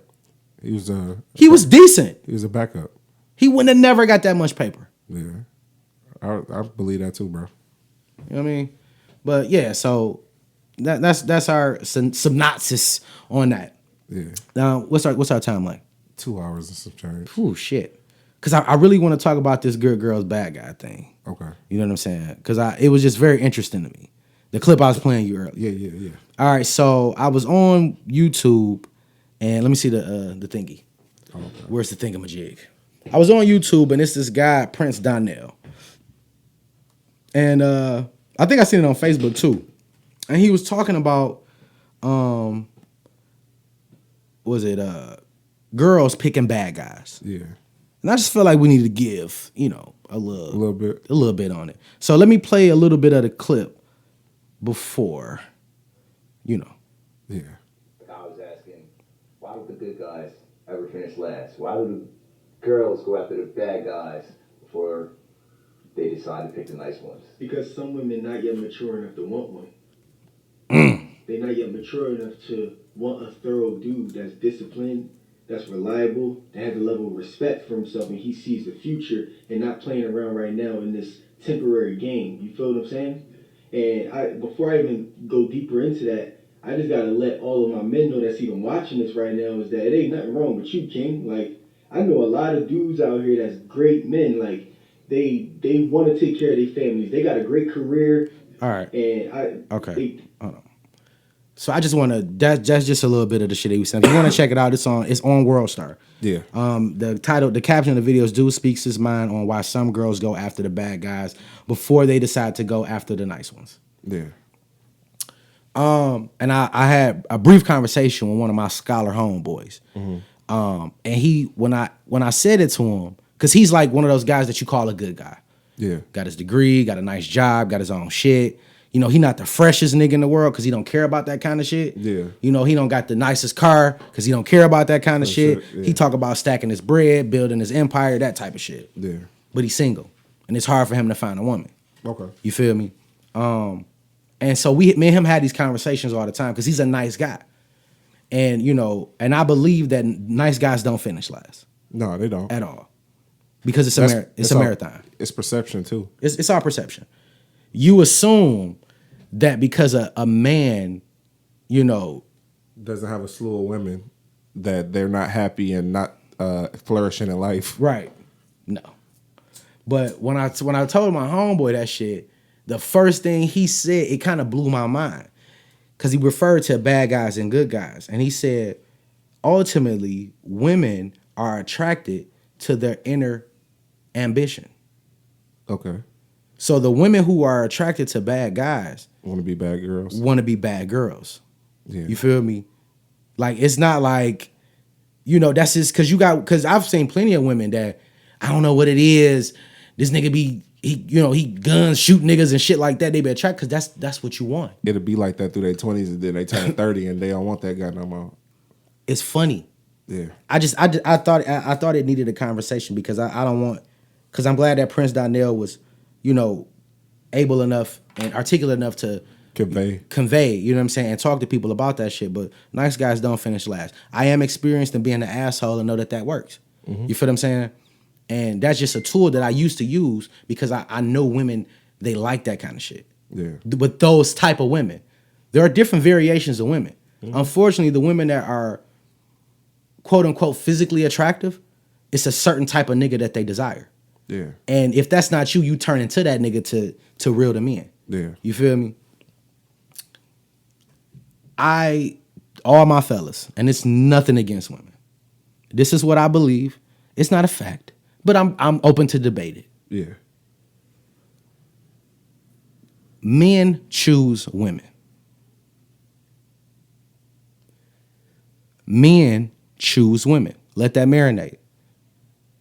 I'm gonna say it one more time. Men choose women. Okay? I know y'all like, nah, especially the girls. Nah, no. I'm letting it sink in. I'm listening. If you want a relationship to work, that man has to want you. Period. Okay. No relationship is successful and will last if the man is not interested in that woman. Period. Because if a man is interested in a woman, he's going to show that interest in many ways. Yeah, and he going to fight. When affection. He going to spend some money on you. He going to take you places because he wants you. Yeah. You feel me? And he know that that's what you want. You desire that. If you allow a man to be lazy and not take you nowhere, a nigga not taking you nowhere. Yeah. I'm just being a buck. Yeah. You feel me? Niggas are lazy. Yeah. We like going places without your ass. But because this is what you like to do, this is what I'm going to do. You feel me? I ride roller coasters and shit because my wife like it. I hate that shit. Yeah, me too. But because I want her and I want her with me, yeah. I do certain shit that she likes. You feel me? I see what you're saying. When you explain it, it sounds because I know it sounds crazy. Yeah. But men choose women. We choose the woman we bear children with, for the most part. Yeah. We choose women we marry. We choose women we live with. We choose women to meet our mama. How many girls have you dealt with? Countless. How many of them met your mama? 2. Yeah, 2. I choose that. You feel me? Yeah. Women's objective in this world, when it comes to relationships, are to get chose. That's it. I thought I was gonna have to argue with you on that, but I kind of rocking with you on that. So for my ladies out there, I know y'all gonna crucify a nigga on Facebook and or Instagram, and I'm expecting it. Yeah. But think back on all your relationships and why they didn't work. More than, I say 80% of the time, it's because the nigga wanted to fuck another woman. He was cheating most of the time. Yeah. Right? Is that because he didn't choose you first? Because he didn't choose you, because if he chose you, you would be the only woman that he deal with. Yeah. And it's usually the man that cheats. Now you got your instances where the woman cheats. The woman cheat, but that's very, very rare for a woman to cheat before a man. Women usually cheat after a man because that trust is no longer there. So I can't do it because I just think you fucking around, so I'm gonna fuck around, which is very, very immature. Just leave if that's how you gonna play it. But when a man decides that he no longer wants to be entertained by this woman, he starts cheating. Men don't get into relationships cheating. Yeah. We get into relationships being faithful. Faithful, yeah. Now, how long that faithful is depends on you, what kind of woman you are. Yeah. You feel me? Big facts. That's just how I feel. Like I said, I'm a student of the game. So I'm constantly watching and observing. Yeah. And I see everybody going through different shit, but the same shit. Yeah, at the same. You feel me? Yeah. You going through the same shit. Yeah, big facts. You like men, we like shit that has value. Period. So if you want a man to fuck with you like that, let me know that you have value. Let me know you value yourself. Let's keep it all the way a buck. I was telling my sister this shit the other day. Like, you jump from nigga to nigga. Because you not letting the nigga know that you have value. Yeah. And by that means, stop giving your pussy up so easy. Fellas, don't kill me. Stop giving your pussy up so easy because you want to fuck. Relax. Make that nigga wait. Let that nigga know that you value your pussy. Yeah. You feel me? Make that nigga take you on a date. Not no Netflix and chill shit. A real fucking date. Yeah. Where y'all out in public. Where y'all out in public so you can see what kind of shit. So he can see if you the one that he want to fuck with like that. Yeah. You feel me? That eliminates goofy shit. Yeah, because then a nigga ain't gonna approach her with that if she feels or she put off that vibe that she ain't for that shit. If you let me know you have value, that makes me work hard because you a motherfucker I want to be with. Yeah. You feel me? Yeah, big facts. And it's keys to that shit. Like, it ain't just, you keeping yourself up or your body together, but those are big factors. I don't want to have to be the nigga to get your nail and toes done. You should want to do that yourself. That means you care about the way you carry yourself in this public. That has value. Ambition. What you want to do with your life. If you want to be a nurse, cool. They make some money. I ain't tripping on that. You feel what I'm saying? But if you want to be a medical assistant, that's what you trying to top off. My baby, they end at $13 an hour. Yeah. This shit bigger than $13 an hour. They finna raise the minimum wage to 15. What you gonna do? You feel me? Yeah. Big facts. Ambition. How you gonna take care of me and my needs? Men are very simple creatures. We don't require a lot. Suck a nigga dick, fuck a nigga, clean the house, shut the fuck up. That's it. We don't require a lot. If you do those few things, nigga, you'll be okay. You got to sacrifice some of that shit, though. Yeah, some of that shit. Shut the fuck up, man. Yeah, I know. Ain't one of them things, but I get what you saying. I get the sentiment. Right. So what I'm saying is, and to Prince Donnell's point, nice guys don't finish last. No guy finishes last in my book, unless you a nigga who don't value yourself. You don't value yourself. Yeah. You feel me? Because who you with is a direct reflection of what kind of nigga you are. Yeah. Period. So if your bitch a rat, thotting around, and all this goofy shit, and always broke and shit like that, nigga, that's because that's the kind of nigga you is. You master splinter. You master splinter to that. Yeah. You feel me? Yeah. That's and for my guys who can't find a woman, consider yourself lucky. Because that means you ain't had no goofy ass bitch come in your life and give you that energy. Yeah. The right woman is going to show herself. You feel me?